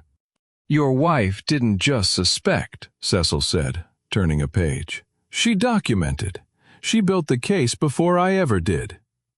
My investigation merely confirmed what a dying woman already knew. The room smelled of old paper and leather. Decades of legal work soaked into the walls like pipe smoke. The tea Cecil had poured sat untouched on the desk between us, growing cold. Neither of us remembered to drink. Cecil moved to the harbor office question. The clerk had positively identified Roxanne. She had pulled the filing herself, no intermediary, no hesitation. She now knew the trust existed. Does she know what it means? I asked. Not yet, Cecil said, but Roxanne Pennington is not a woman who leaves a question unanswered for long. If she connects the trust to the contract she signed with Voss, she will know it was a trap, and she will move to protect herself before we can strike. The timeline was compressing. The bank's title verification had days remaining. Roxanne was circling the truth. And somewhere in Lorraine's notes was a name I had not yet found. Before I tell you what Cecil said next, before I reveal the detail that changes the shape of this entire story, I want to ask you something. Do you think Roxanne was the real villain here, or was she just the smartest person in a room full of weak men? Comment your answer and tell me why in 1 sentence. Please note the next part includes some fictionalized details added for narrative impact. The message behind it is what matters. Cecil closed the folder. Inside it was the woman I married, not the one who made dinner, but the one who went to war without telling me. I ran my fingers across the photocopy of Lorraine's handwriting, feeling the ghost of pen indentations that the copier could not capture. Then I made my decision. Roxanne planned it, I said. Wade executed it. One is a crime, the other is also a crime. Cecil nodded slowly. I could offer Wade immunity in exchange for testimony against her, he said. It would be faster, cleaner. A cooperating witness simplifies everything. Lorraine tracked them both, I said. She didn't make exceptions. Neither will I. Cecil studied me for a moment the way a doctor studies a patient who has chosen the more painful treatment and knows it. Then he accepted the decision with a single nod. I was choosing the harder path. No immunity deals, no shortcuts. Both of them would face what they had done Roxanne as the architect, Wade as the willing instrument. The confessions were signed, the audio was recorded. Lorraine's documentation provided the foundation. But with Roxanne now aware the trust existed, the window for a clean strike was narrowing by the day. I stood to leave. The afternoon light through Cecil's tall windows had faded to a pale gray, and the first hints of evening fog were pressing against the glass from the river. One more thing, Cecil said. I stopped. There's a name in Lorraine's notes I haven't been able to identify, he said. He opened the folder again to a photocopied journal page I had not seen a margin note, cramped and small, written in lighter ink than the surrounding entries. Someone she refers to only as the dock commissioner. She wrote, "He knows what Roxanne did and he's protecting her." The room went very still. "We have a mole," Cecil said quietly, "and he has a title." I looked at the margin note, Lorraine's handwriting, tiny and precise, pressed into the corner of a page as though she had been afraid to write it any larger. The dock commissioner, someone inside the Port Authority infrastructure, someone who knew about Roxanne's schemes and had been shielding her. Lorraine had found him, she had named him, and she had died before she could tell me. We spent 2 days hunting the dock commissioner through Lorraine's notes, cross-referencing every name in her journal against Port Authority records. Nothing matched. Whoever he was, Lorraine had been careful not to write his real name, only the title. Then the bank made its move, and the hunt had to wait. The call from First Continental came at 9:01 a.m. on a Monday, 1 minute after business hours began, as if they had been waiting all weekend to pull the trigger. The bank's title verification was complete. The port terminal was registered to a third-party trust, not the operational shell. Every mortgage loan tied to that collateral was frozen immediately. Corporate accounts linked to the shell were locked pending resolution. The letter arrived at Bay Street headquarters by courier 30 minutes later. A red stamp across the header that read, "Account frozen," in letters large enough to see from across the room. Dolores Pratt delivered the news to Wade in his corner office. Cecil's source inside the building reported the conversation within the hour. "They've frozen everything, Mr. Pennington," Dolores said. "Operating accounts, credit lines, the mortgage itself. We can't make payroll on Friday." Wade stared at the letter the way a man stares at a diagnosis he was not expecting, reading the words, understanding the letters, but unable to assemble them into a reality he could accept. His breathing was audible. The stale coffee on his desk sat untouched, cold since morning. The smell of printer paper and yesterday's momentum filling an office that no longer had a future. "Call Cecil," Wade said. "Call him right now." "I've called him 9 times this week, sir," Dolores said. And her voice carried the particular steadiness of a woman who has already made peace with the fact that she is delivering news no one wants to hear. "He doesn't answer." A frozen account is just a door that used to be open. Wade kept pushing the handle like it might remember him. He called Cecil's office line himself. Voicemail. He called the mobile number.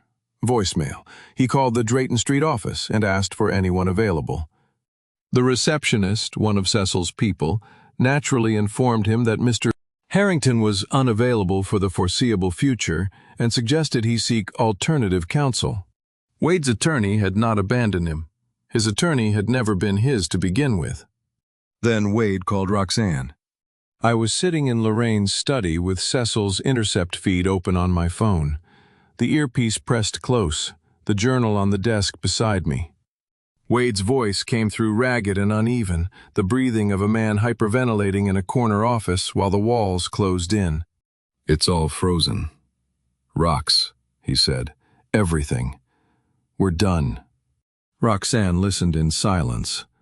I waited for the panic, the sharp intake of breath, the cracking voice I had heard when her creditor called weeks earlier. None of it came. Instead, after a pause long enough to count to 5, she asked one question. "Whose name is on the accounts? Wade, yours or mine?" "Yours or mine." 3 words. That was how fast 40 years of marriage became an asset allocation problem. She was not asking out of curiosity. She was asking out of strategy. The lifeboat only fits one, and Roxanne was already measuring herself against the opening. Wade did not hear it. He was too deep in his own panic to recognize the sound of his wife stepping out of the wreckage and onto dry land. He answered the operating accounts were in his name as CEO. The personal accounts were joint, and Roxanne filed that information away the way an accountant files a receipt. Quietly. Permanently. She ended the call with Wade, using a voice that was almost gentle. "Let me make some calls," she said. "We'll figure this out." Then she made a different call. The intercept captured it 30 minutes later. Roxanne dialed her port contact, the same unnamed person Wade had mentioned at the waterfront cafe. Her voice dropped to a whisper, and I pressed the earpiece closer to hear. "I need to know how fast personal holdings can be moved offshore if the corporate freeze extends," she said. A pause, then, "Wade signed everything, not me. Make sure that distinction holds. Is it revenge if the enemy destroys themselves faster than you ever could?" I sat in Lorraine's study, listening to a woman plan to sacrifice her husband, and I felt something rise in my throat that was not triumph. It was acid. Even justified revenge tastes like bile when you hear a woman dismantle a 40-year marriage with the efficiency of someone canceling a subscription.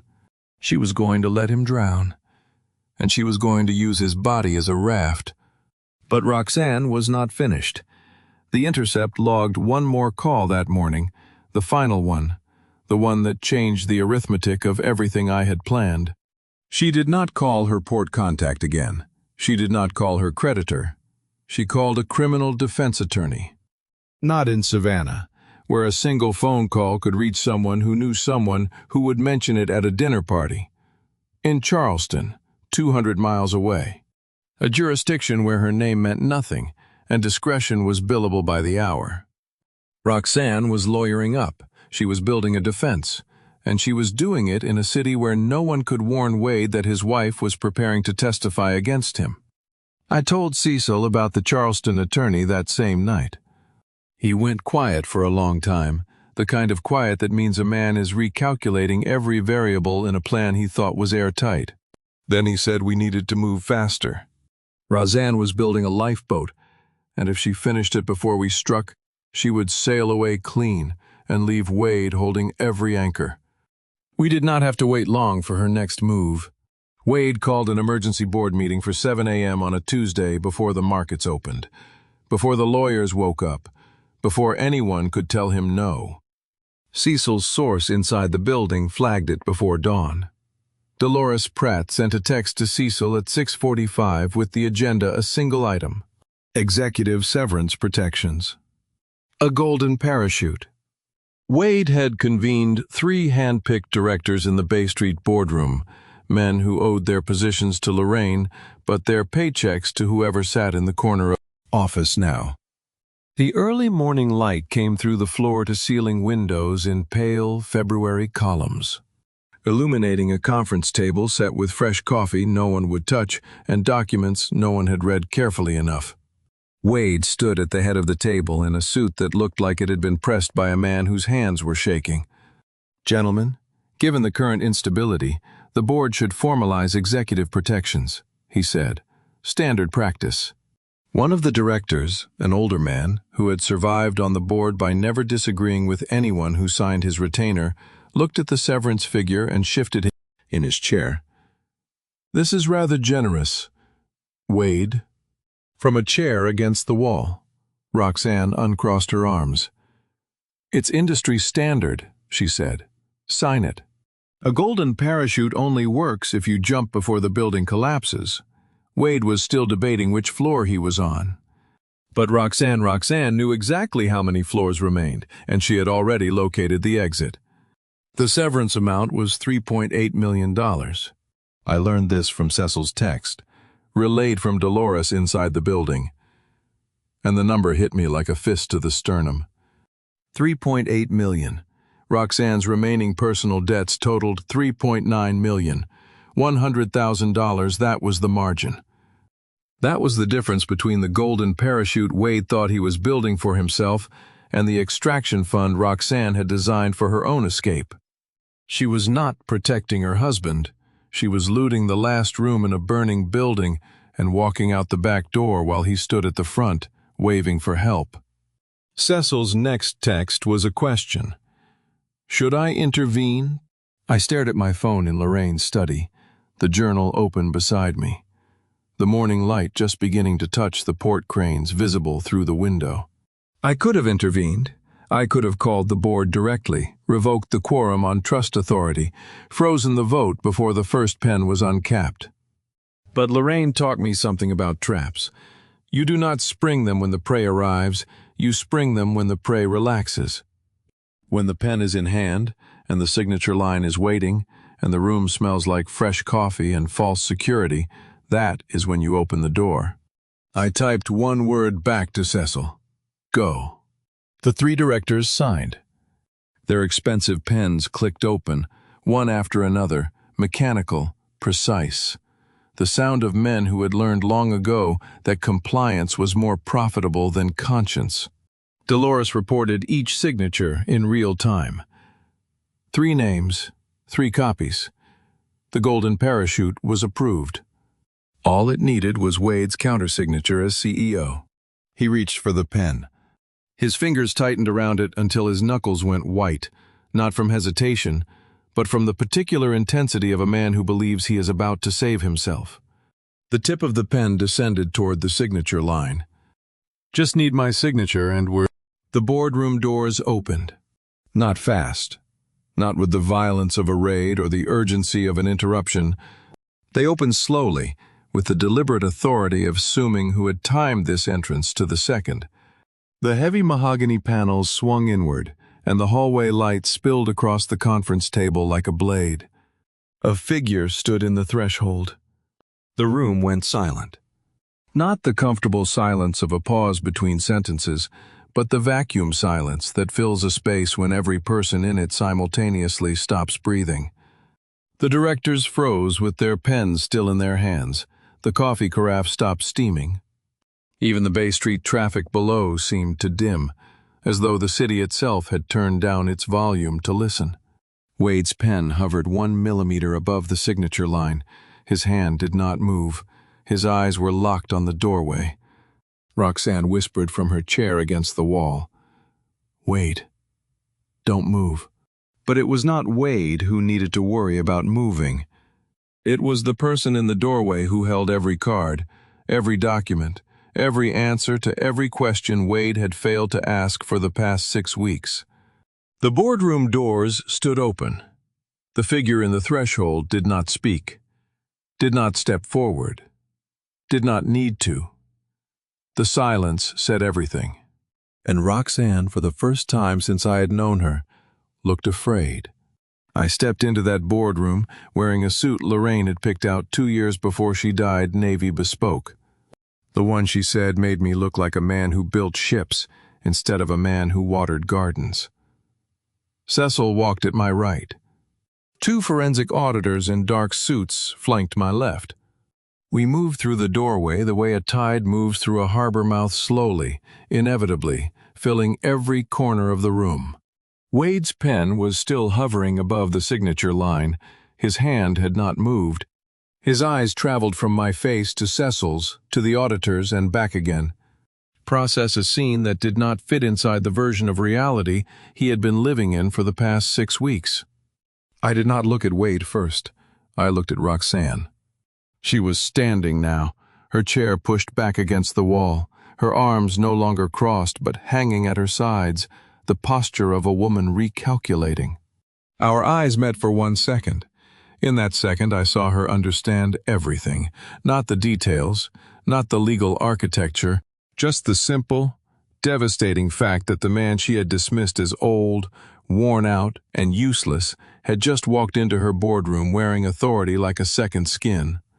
I walked to the head of the table, the chair that had been Lorraine's for decades. The chair I had not sat in for over a year, and I sat down. The leather was cool against my back. It smelled like sandalwood, the cologne Lorraine had bought me, and I let that scent fill the room the way a flag fills a mast. "Good morning," I said. "I believe you're sitting in my chair, Wade, but keep it, you won't be here long. You want to know what revenge looks like? It does not roar.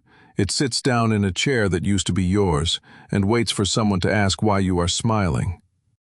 "Eugene, what the hell is—" Wade began. "Shut up, Wade," Roxanne said from the wall. She had heard it in my voice before he did, the sound of a man who is not asking permission. Cecil stepped forward and placed crimson legal folders in front of each board member. The folders were blood red against the dark mahogany, deliberate, theatrical. chosen because Cecil understood that legal battles are won in courtrooms, but decided in moments like this one. He opened his own copy and addressed the room with the measured calm of a man delivering a weather report about a hurricane. "The port terminal," Cecil said. "Trust property." He turned a page. "The cargo fleet. Trust property." Another page. "The logistics patents. Trust property." "The operational shell you have been running, Thornton Maritime Group, holds office furniture and a lease." Office furniture and a lease. That was what remained of Wade Pennington's empire. Lorraine had hollowed it out like a shipwright pulling the keel from a vessel. Everything above still looked like a boat until you touched it. Every mortgage, every sale, every contract Mr. Pennington signed, Cecil continued, was for assets he never owned. One of the directors pushed his golden parachute contract to the center of the table the way a man pushes away a plate of food that has suddenly made him ill. The other two followed within seconds. 3 unsigned severance agreements abandoned in a neat row, worth nothing to anyone now. I bit the inside of my cheek hard enough to taste copper. Keeping my face neutral during Cecil's announcement was the most disciplined thing I had done in 72 years. Wade's chair scraped backward. He gripped the table edge with both hands, his knuckles white, his body swaying as though the floor had shifted beneath him. "This can't, Lorraine, never. I didn't know." "Yes, you did," I said. "You just didn't care." Wade said my wife's name like it could save him. He had not said it at her funeral. He had not said it at the reading of the will. He said it now because he was drowning. And dead women do not hold grudges. He was wrong about that, too. But while Wade crumbled, I watched Roxanne. She did not stagger. She did not gasp. She did not reach for Wade's arm, or ask a panicked question, or do any of the things a shocked person does when the ground opens beneath them. Instead, her eyes moved from Cecil to the crimson folders, to the forensic auditors with the precise mechanical focus of a woman measuring exit routes. She was already adapting, already scheming. I could see it behind her eyes, the way you can see weather building on a horizon, the architecture of a new lie taking shape. The pieces rearranging themselves around a strategy I had not yet identified. The boardroom victory was total, but Roxanne was not broken. She stood straight. She did not speak to Wade. She did not look at the board members. She did not acknowledge Cecil or the auditors or me. She walked toward the door with the sharp click of heels on hardwood, measured, unhurried, the walk of a woman who refuses to be seen running. At the threshold, she paused and turned back. Not to me, to the forensic auditors. "I'll need copies of everything in those folders," she said. Her voice was steady, controlled, almost professional. "My attorney will be in touch." She had one, in Charleston, 200 miles away, and she had been ready for this moment longer than any of us knew. The door closed behind her with a click that sounded like a chess piece being placed on a new square. I hadn't told this story in 40 years, and the only person who deserved to hear it was buried in Bonaventure Cemetery. Roxanne's heels had barely stopped echoing in the corridor when Cecil closed the boardroom door and turned to the remaining faces. Wade sat crumpled in his leather chair, tie loosened, staring at the crimson folder like it might burst into flames. The 3 board members who'd witnessed the whole spectacle hadn't moved. I stood at the head of the table, my table, and decided these people deserved the truth Lorraine had spent a lifetime protecting. "In 1986, I said, I owned a freight company, Thornton Freight, 4 trucks and a dispatcher named Bobby who couldn't spell logistics but could route a shipment across 6 states without a map." Wade's head came up. He'd never heard this. Lorraine had made sure of that. Her father's maritime operation was drowning. 3 vessels mortgaged twice over, dock fees 6 months delinquent, and a bank in Charleston ready to auction the whole thing on a Tuesday afternoon. I let that settle. Lorraine came to me with a proposal, not a request, a proposal. She had a 5-year plan to rebuild the fleet, modernize the port terminal, and turn a regional hauling outfit into something that could compete with the Savannah big boys. All she needed was capital. "You gave her money," one of the board members said. "I sold Thornton Freight. Every truck, every route, every contract Bobby had built over 11 years. $1.2 million, which in 1986 bought you a fighting chance." My voice didn't waver because I'd made peace with this decades ago. I handed her every cent. She turned it into what you're all sitting inside right now: the port terminal, the fleet, the logistics patents, the name on the building. Thornton Maritime exists because Lorraine Thornton took a gamble on a freight hauler who loved her enough to bet everything. Wade's mouth opened and closed twice. The math was reaching him slowly, the way cold water creeps through a cracked hull.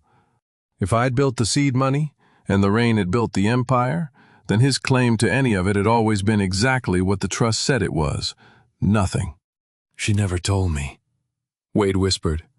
"She never told anyone. That was the deal. Her father's pride couldn't survive knowing his daughter's husband had saved the family business, so we buried it. I went back to work in the docks, learning the trade from the water line up, and Lorraine ran the company her way." I placed both hands flat on the table. "For 36 years. I was the silent partner who also happened to be her husband, and I was fine with that, because the woman I married didn't need my name on a door to know what I'd given." The room held its breath. Cecil, who'd been standing near the projector screen with professional patience, cleared his throat and opened the second crimson folder. "If the board will permit," Cecil said, "I'd like to read the relevant enforcement provisions." Nobody objected. Nobody could. Cecil adjusted his glasses and began with the document Wade and Roxanne had signed in his office 3 weeks earlier. Section 14C, Paragraph 1. The undersigned acknowledges that any transfer, encumbrance, or hypothecation of Thornton Maritime assets undertaken without authorization of the trust administrator constitutes a material breach subject to full disgorgement of proceeds and forfeiture of residual claims. He looked up. Both signatures are notarized. Both parties initialed each page. Wade stared at his own handwriting on the projected image like a man watching surveillance footage of himself committing a crime he didn't remember. "Additionally," Cecil continued, "audio recordings obtained during the negotiation process document explicit acknowledgement of unauthorized asset transfers, including the port terminal mortgage executed on January 29th and the fleet sale agreements dated February 3rd and February 12th. He closed the folder. Under Georgia Code, these constitute prima facie evidence of fiduciary breach. The trust's position is not a negotiation, it is a conclusion." The silence that followed had weight. Physical, compressive weight, like the deep water pressure I'd felt the first time I dove under a hull at the Thornton dock. Then the boardroom door opened. Roxanne walked back in. She'd removed her jacket. Her blouse was pressed, her expression calibrated to something between concern and confusion, and she was carrying a legal pad covered in handwriting that looked freshly composed during her 7 minutes in the hallway. "I need to make a statement for the record," she said, looking directly at Cecil and deliberately not at Wade. "I want it clearly understood that my involvement in any financial transactions was conducted at my husband's direction. I had no knowledge of the specifics regarding trust provisions, asset classifications, or the legal status of the properties being transferred." Wade's chair scraped the floor. "Roxanne?" I signed documents Wade presented to me as routine estate administration. She didn't flinch. If there were irregularities in those transactions, they originated with his representations to me, not the reverse. I watched a marriage dissolve in real time, not with tears or shouting, but with the cold efficiency of a woman who'd spent 30 years learning exactly when to step off a sinking vessel. Wade grabbed the edge of the table with both hands, knuckles white against the mahogany, and said the only thing he had left. "She told me Lorraine wanted this. Roxanne said Lorraine gave us permission before she died. I should have kept walking, but Wade said my wife's name and my feet stopped before my brain could overrule them. The boardroom had gone quiet after his accusation. Roxanne told him Lorraine gave permission. I turned slowly, one hand still on the doorframe, and looked at the man who had just thrown his own wife under the bus and invoked mine in the same breath. "Say that again," I said. Wade's chin trembled. The composure he'd carried into this building 4 weeks ago, the swagger, the tailored confidence, all of it had melted down to a 64-year-old man gripping a table for balance. She said Lorraine told her on the last night that we should take care of things however we needed to. The last night. I let those words sit between us like a loaded weapon. "You mean the night my wife was on a morphine drip with a blood oxygen level of 82%? The night I held her hand for 6 hours because every time I let go, she reached for me in her sleep. That night." Wade didn't answer. My wife kept a journal for 30 years. She documented every dollar, every handshake, every promise anyone ever made inside this company. 347 entries about trust provisions alone. I stepped back into the room. "Show me where she wrote that permission." His mouth opened. Nothing came out. "Show me the letter, the memo, the notarized statement. Show me the text message, the email, the sticky note on the refrigerator. Show me anything with Lorraine's handwriting that says, 'Let Wade and Roxanne take whatever they want.'" She said it was verbal. Verbal permission. That was Roxanne's masterpiece, a lie that couldn't be disproved because the only witness was 6 feet underground in Bonaventure Cemetery. She'd planted that seed in Wade's head knowing he was desperate enough to water it. And he'd carried it into this boardroom like it was a shield when it was nothing but a paper lantern in a hurricane. "Lorraine never gave verbal permission for anything worth more than a lunch order," I said. "You know that. Every person in this room who ever worked with her knows that. And the woman who told you otherwise just walked out of here blaming you for everything." Wade's eyes tracked to the empty chair where Roxanne had delivered her prepared statement 7 minutes earlier. The legal pad was gone. She was gone. The marriage he'd leaned on for 3 decades had just filed its own eviction notice. Cecil moved to the table. He placed a single sheet of paper on the mahogany surface, white bond, laser printed, a notary seal stamped in red at the bottom. The contrast was almost artistic bright white on dark polished wood, like a surrender flag on a battlefield. "This is a formal notice to vacate," Cecil said, his voice carrying the same even tone he'd used for every document he'd read today. "The Lorraine Thornton Irrevocable Trust, as sole owner of this property, its furnishings, and all associated lease agreements, requires your departure within 24 hours. Wade looked at the paper without touching it. "You can't, this is my office. I've been here for 11 months, I said. "You've been in this office for 11 months. I built the dock that paid for this building 30 years before you knew the address. 24 hours. Say it out loud. That's how long it takes to lose everything you thought you'd stolen for good." "When you threw me out," I said, "you didn't ask where I'd sleep. You had security walk me to the parking lot with a cardboard box." January 8th, a Wednesday, 41 degrees outside. I buttoned my jacket. "I'm giving you 24 hours. That's 24 more than you gave me." The mirror was deliberate.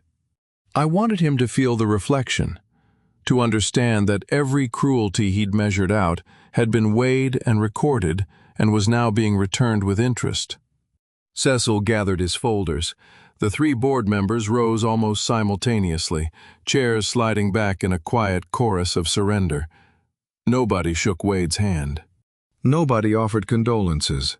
They filed out with the careful pace of people leaving a building they expected to look different tomorrow. I walked toward the hallway. Behind me, Wade's voice cracked on a single word. "Eugene." I didn't turn around. "Eugene, please." Lorraine would have turned around. She was better than me. She would have offered grace, found some fragment of mercy for her younger brother, even after everything he'd done. But Lorraine was dead, and Grace died with her. What was left was a 72-year-old man who had sold his company, mourned his wife, and fought for a month to reclaim what she'd built. I had nothing left to give Wade Pennington, except the sound of my footsteps growing quieter. Cecil fell into step beside me in the corridor. 2 security escorts positioned themselves near the boardroom door, not aggressive, just present. The building already knew who owned it again. I pressed the elevator button with my thumb, steady, deliberate, the smallest action after the biggest moment of my life. My mouth was completely dry, the adrenaline leaving nothing behind but numbness. The doors opened. We stepped inside. Cecil pulled out his phone, glanced at the screen, and handed it to me without a word. A text from Mr. Voss, time-stamped 3 minutes ago. The dock commissioner just called Wade's office line. Someone warned him we were coming. The elevator doors closed, the mole had moved, and we still didn't know his name.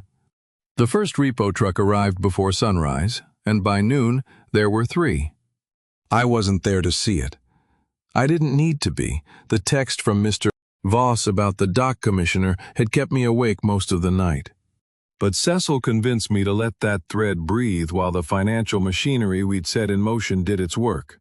So I sat at the kitchen table of my rented apartment on Abercorn Street, drinking coffee slowly.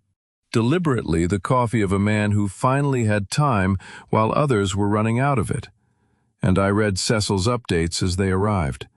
The first text came at 6:14 in the morning. Mercedes repossessed, personal guarantee called on the Bay Street loan. Wade was in the driveway in his bathrobe. I set the phone down and took another sip. The second text came at 8:41. Cadillac and the boat, same crew. Wade tried to call First Savannah account frozen.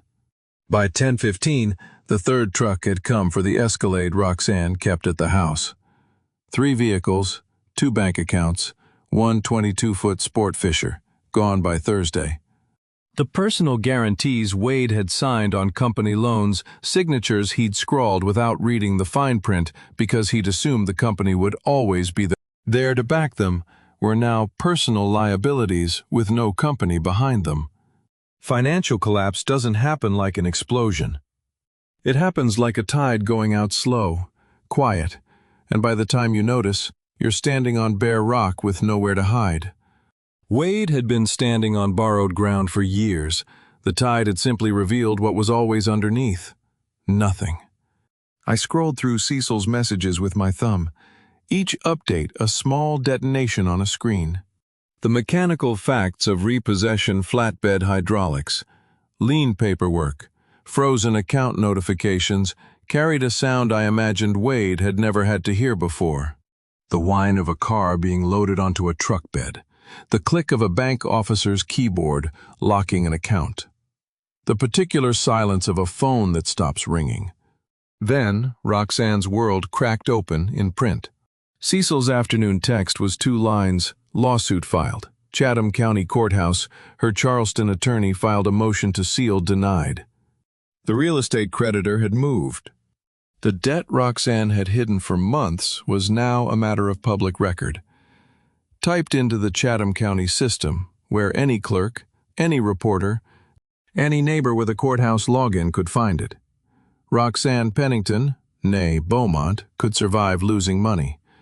She'd been broke before, in her 20s, before she married into the Pennington name and rebuilt herself from the foundation up. But she could not survive losing face. The lawsuit was public. In Savannah, public is permanent. Her name appeared in the legal notices section of the Savannah Morning News 2 days later. Small print, buried between estate probates and lien foreclosures. But in a city where the right people read every line of that page the way stockbrokers read the ticker, it might as well have been a billboard on Victory Drive. The Savannah Yacht Club revoked their membership by mail. The envelope arrived the same day as the repo notice for the boat. Savannah has a sense of timing that borders on cruelty. After that, the disappearances started. Not dramatic ones. Nobody confronted Wade at a restaurant or shouted at Roxanne in a parking lot. That wasn't how it worked here. Instead, dinner invitations simply stopped arriving. The Thursday Bridge Group at the DeSoto Hotel sent a brief email restructuring the roster and never followed up. The Garden Committee chairwoman Roxanne had co-hosted with for 11 years, left a voicemail thanking her for her service. Past tense. Service rendered. Service complete. In New York, they'd have been tabloid villains. In Savannah, they became something worse. Invisible. Wade called 11 people in one afternoon. I know because Cecil tracked the calls through the company phone records, the phone Wade was still using on a Thornton Maritime account that now belonged to the trust. 11 calls, 0 callbacks. Not a single voice on the other end willing to pick up for a man whose name had become a liability. When does justice become something else when the person you're punishing stops looking like a villain and starts looking like a stray dog standing in his own driveway at dusk, watching the empty space where 3 cars used to be? That's when you find out who you really are. I should have felt satisfied. I'd spent a month building this. Every document, every recording, every legal filing had been designed to reach this exact moment. But watching it unfold through Cecil's texts felt like watching a house fire from across the street. Even if the people inside earned every flame, fire doesn't care about justice, it just burns. That evening, Cecil called instead of texting. His voice carried something I hadn't heard in 6 weeks of working together: caution, almost fear. "The social fallout is moving too fast," he said. "The yacht club, the newspaper, the banks. The timeline doesn't track with our filings alone. Someone is feeding information to these institutions. It's coordinated, Eugene, and it's not us." I stood at the window, looking out at the February dark. "The dock commissioner," I said. "That's what I'm afraid of. He's not protecting the Penningtons, he's protecting Roxanne, and he's burying Wade separately." Cecil paused. "Someone is playing both sides, and they've been doing it longer than we have. How long does it take to end a 40-year marriage when you've already packed the car?" Cecil's warning about the coordinated destruction kept circling my mind, but the next morning brought something closer to bone. The intercept on Wade's temporary apartment, a 2-bedroom rental off Drayton Street, where the Penningtons had retreated after vacating the house, picked up Roxanne's voice at 9:14. She wasn't yelling, she wasn't crying, she was administrating. "I've signed," Roxanne said. "Your copies are tabbed. My attorney's number is on the cover page." I listened through the feed Cecil had routed to my phone. The audio was tinny, but clear enough to hear Wade's chair scrape the kitchen floor as he stood up. "Rox, we can still fix this. We can fight Eugene together." "There is no together, Wade. There hasn't been for years." A pause, the sound of paper sliding across a table. "You were never fighting, you were signing. That's all you ever did. I pointed, you signed, and when it collapsed, I was standing next to a man whose only skill was holding a pen." I heard him try twice more, each attempt shorter than the last, each one hitting a wall she'd built long before this conversation. She called him a liability, one clean word that erased 4 decades of marriage, 3 decades of partnership, and whatever thread of affection had once held them together. Liability, 1 word, 7 letters. That's the eulogy Roxanne Pennington gave her 40-year marriage. She'd packed before she told him. That was the detail that cut deepest when I replayed it later.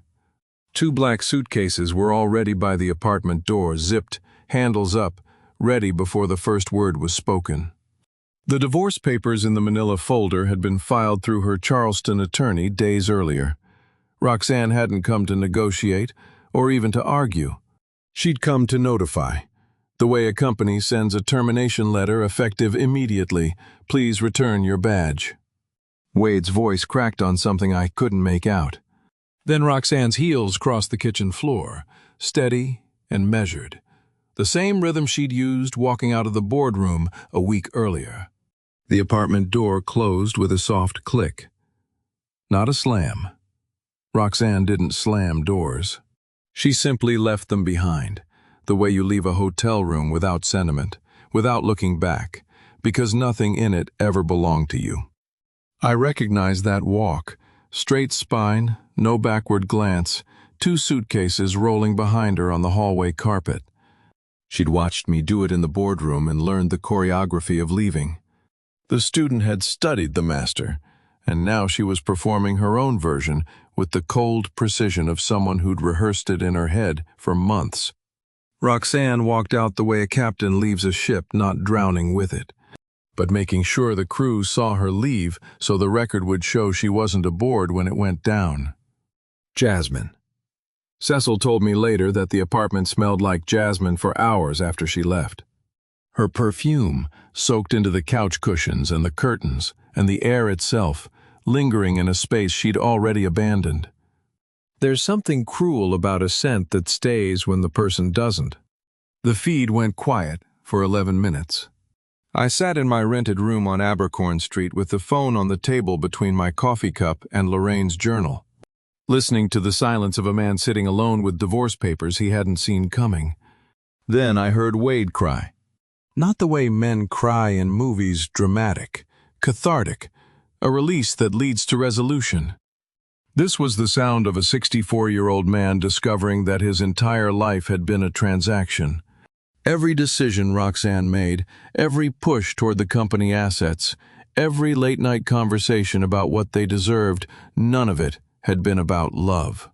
He was a signature, a title, a useful name on a dotted line, nothing more. I have hated Wade Pennington for months, but hatred requires a villain, and the man crying alone at a kitchen table in a rented apartment wasn't a villain anymore. He was a fool who'd been steered by a woman smarter and colder than he ever understood. And fools don't deserve hatred. They deserve something worse, pity. I turned off the feed. It was the first time since January that I chose not to watch, not to listen, not to collect. There are sounds a man makes when he realizes he was never loved, and I had no right to hear them. Wade stole from me, but Roxanne stole from Wade. And somehow, listening to him break apart, alone in that kitchen, the math didn't balance the way I'd expected. Justice was supposed to feel clean. This felt like standing in the rain, watching a house burn and knowing I'd lit the match, but the wind had carried the fire further than I'd planned. I closed the laptop. I opened Lorraine's journal instead, turning pages without reading them, just touching her handwriting because I needed to remember what love looked like when it was real. The next morning, Cecil called with 2 pieces of news. The first, Roxanne had checked into a hotel in Charleston under a different name. The second, he'd found the dock commissioner. The name had been in Lorraine's journal all along, page 12, written in the margin in pencil, almost invisible. Marcus Doyle, Cecil said, Deputy Port Commissioner. Lorraine hired him 30 years ago, on her father's recommendation, and never looked closely at him again. Records show he's been steering harbor inspections and filing delays away from Roxanne for over a decade.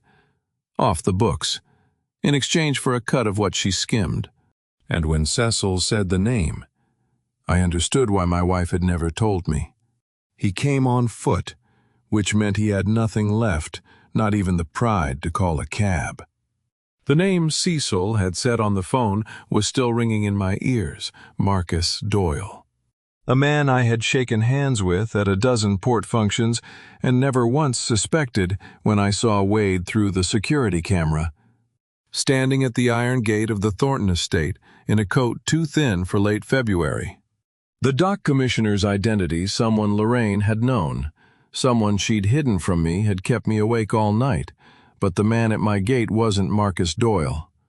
He was my wife's younger brother, and he looked like he'd aged 10 years in a week. I walked down the drive under the live oaks, Spanish moss rustling overhead like whispered conversations between people who'd stopped talking to each other years ago. Cade's hands were shaking, not from the cold.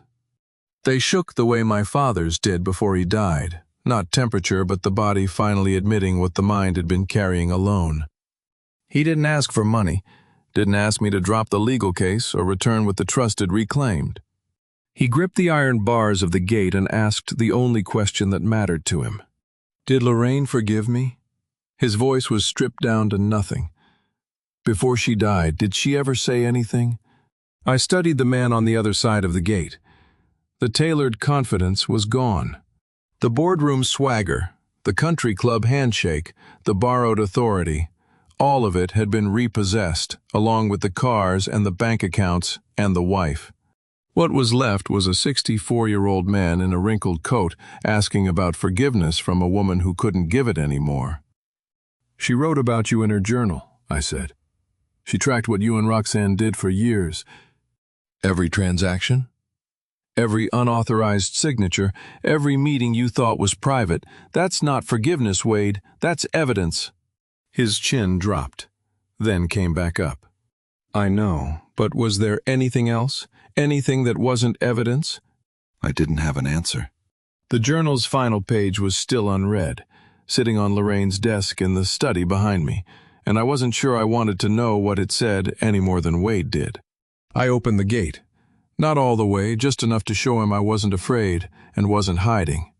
The port lights glowed behind my shoulder, reflecting off the river in the February dark. Wade stepped forward but didn't cross the threshold. Some boundaries don't need to be spoken. Roxanne used you, I said. I see that now. She was the architect, and you were the instrument. But Wade knowing you were manipulated doesn't erase what you signed. What you allowed. What you stood by and watched happen to me. You think revenge ends with the last strike. Doesn't. It ends with the quiet conversation at the gate, when the person you destroyed asks a question you can't answer, and you realize the war is over, but nobody won.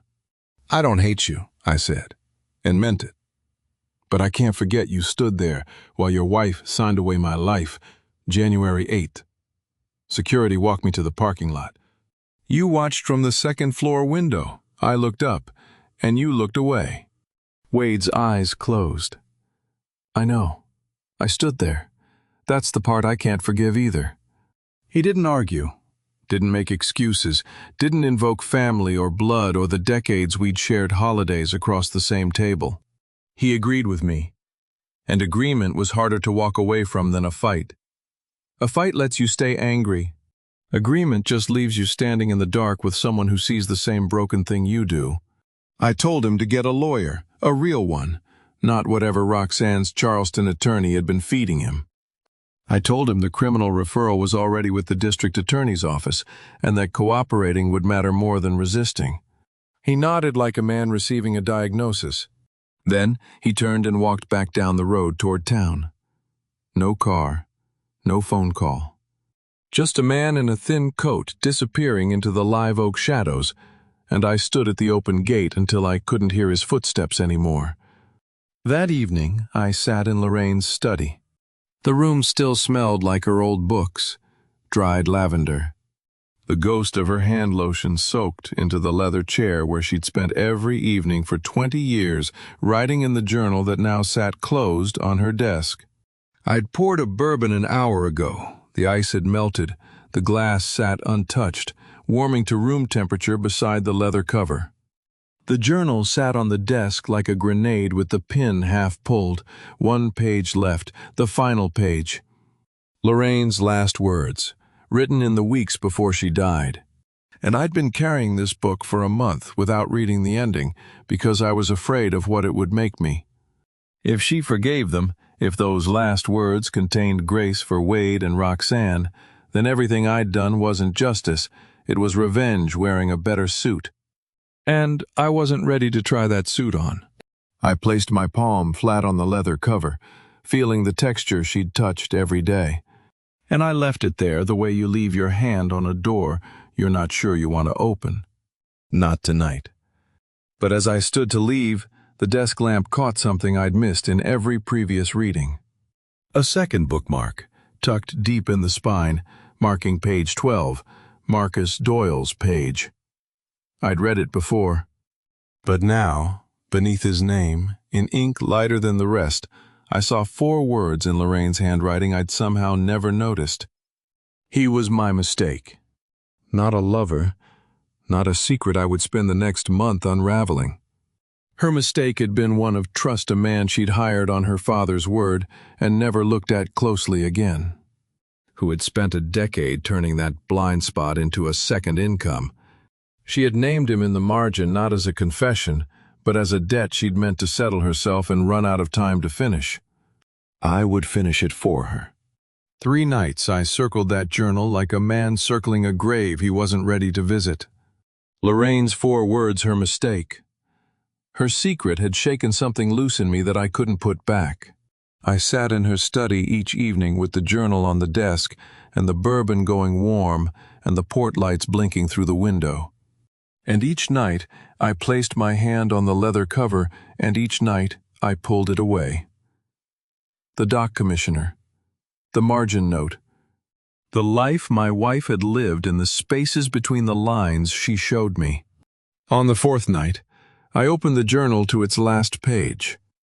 Her handwriting was written here, not the hurried shorthand from the middle sections where she'd catalogued Wade's transactions and Roxanne's manipulations. This was slow, deliberate. The letters were formed the way she used to write our anniversary cards, with care, as if each word had been chosen from 100 alternatives, and these were the survivors. The pen indentations were still raised under my fingertips. Her words had physical weight, pressed into the paper with the force of someone writing the most important thing she would ever say. You sold everything to save my dream. I spent my life turning what you gave me into something that could outlast us both. I read it twice, then a 3rd time, because the first 2 times my vision blurred and I wasn't sure I'd gotten the words right. The trust isn't charity, Eugene. It's arithmetic. I owed you 40 years of interest on a debt you never once mentioned. You never asked for credit. You never told anyone what you sacrificed. So I built the repayment in silence, the same way you gave the original gift. She knew.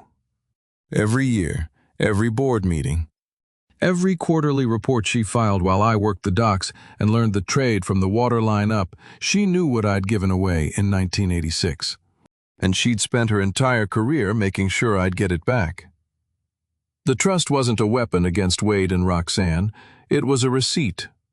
40 years of interest on a sacrifice I'd made when I was 29 years old and terrified and so in love that signing away my company felt like the easiest decision I'd ever made.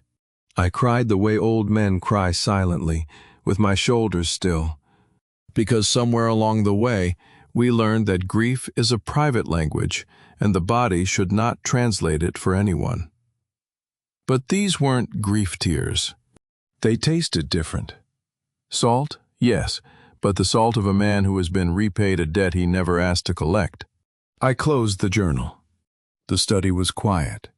Lorraine's dried lavender hung from the shelf above the window, and the leather chair still held the faint ghost of her hand lotion. And the room felt the way it always felt, like she'd just stepped out and would be back in a moment. I sat in that feeling for a long time. The dock commissioner, Lorraine's mistake. She'd written 4 words and a period. And I understood the period better now. Not a door closed, but a task handed off. I couldn't ask her what she'd meant to do about Doyle, but I could finish it. The next morning I sent Cecil everything, the margin note, the dates, the pattern of filings that had gone missing for a decade. Doyle's part in it would go to the district attorney alongside Wade and Roxanne's. Whatever grief Lorraine had carried over trusting the wrong man, I would not let it outlive her unfinished. Some secrets belong to the dead, but not the ones that are still costing someone money. You spend your whole life thinking love is what someone says. It's not. Love is what someone builds when they think you're not watching, and leaves for you to find when they're gone. Lorraine never told me the trust was repayment. She never said the words. She wrote them on the last page of a journal she knew I'd read only after she was buried. because she understood that some truths land harder when the person who speaks them isn't in the room to soften the blow. I drove to Garden City Terminal at sunrise. The port was already moving. Container cranes caught the pink and gold light like the masts of iron ships, and a cargo vessel cleared the channel with a horn blast deep enough to feel in my chest. Salt air and diesel mixed at the waterline, the smell of commerce. The smell of the life I'd built and lost and reclaimed in the span of 2 months that felt like 2 lifetimes. The cargo ships moved out of the harbor the way mornings move out of darkness, slowly, massively, carrying more weight than anyone on shore could see. 40 years ago, I stood at a dock like this one and signed away everything I'd built. I was 29. I was terrified, and I would do it again tomorrow. I stood there until the sun cleared the cranes. The river turned gold, then white, then settled into the flat silver of a February morning in Georgia. Somewhere in Charleston. Roxanne was rebuilding herself under a borrowed name. Somewhere in Savannah, Wade was learning how to be alone. Somewhere in a courthouse 2 miles from where I stood, Marcus Doyle was answering questions from the district attorney with a lawyer who kept telling him not to. And here, at the edge of the water, Lorraine had turned into an empire. I was learning that the story was over. I drove home. I put the journal back on Lorraine's desk. I opened a new notebook, picked up a pen, and wrote 1 line on the first blank page. For whoever finds this, the port is yours. Take care of it the way she took care of me. Some stories end. Others just change hands. I spent 40 years staying quiet. I let pride keep me silent about the sacrifice I made for the woman I loved, and that silence gave people room to treat me like I was nothing. Don't make my mistake. If you've given something to someone, your time, your money, your whole life's work, don't wait until you're standing in a motel parking lot at 72 to fight for what's yours. Speak while your voice still carries weight. This family drama taught me that revenge stories don't end the way you think they will. I thought reclaiming the empire would feel like victory. It didn't. It felt like standing in an empty room holding the keys to a building full of memories. The real lesson in this life story is that love isn't what someone promises you. It's what they build when they think you're not watching. Lorraine built a fortress around everything I gave her and handed me the key from beyond the grave. I believe God put me through this trial so I could understand that the people who love you don't always tell you sometimes. They just quietly make sure you'll be okay when they're gone. That's a dad's true revenge, not destroying the people who wronged you, but outlasting them with the love someone left behind. If this storytelling moved you, drop a comment and tell me whose side were you on. Did you feel for my brother-in-law at the end? Or did he deserve every bit of it? Share this with someone who needs to hear that it's never too late to fight back. And if you haven't already, subscribe so you don't miss the next story. Thank you for staying until the very end. I read every comment, and your words keep these revenge stories alive. This life story contains fictional elements crafted for storytelling and reflection. Any resemblance to real individuals is coincidental. What matters is the message, and I hope this family drama stays with you long after the screen goes dark. God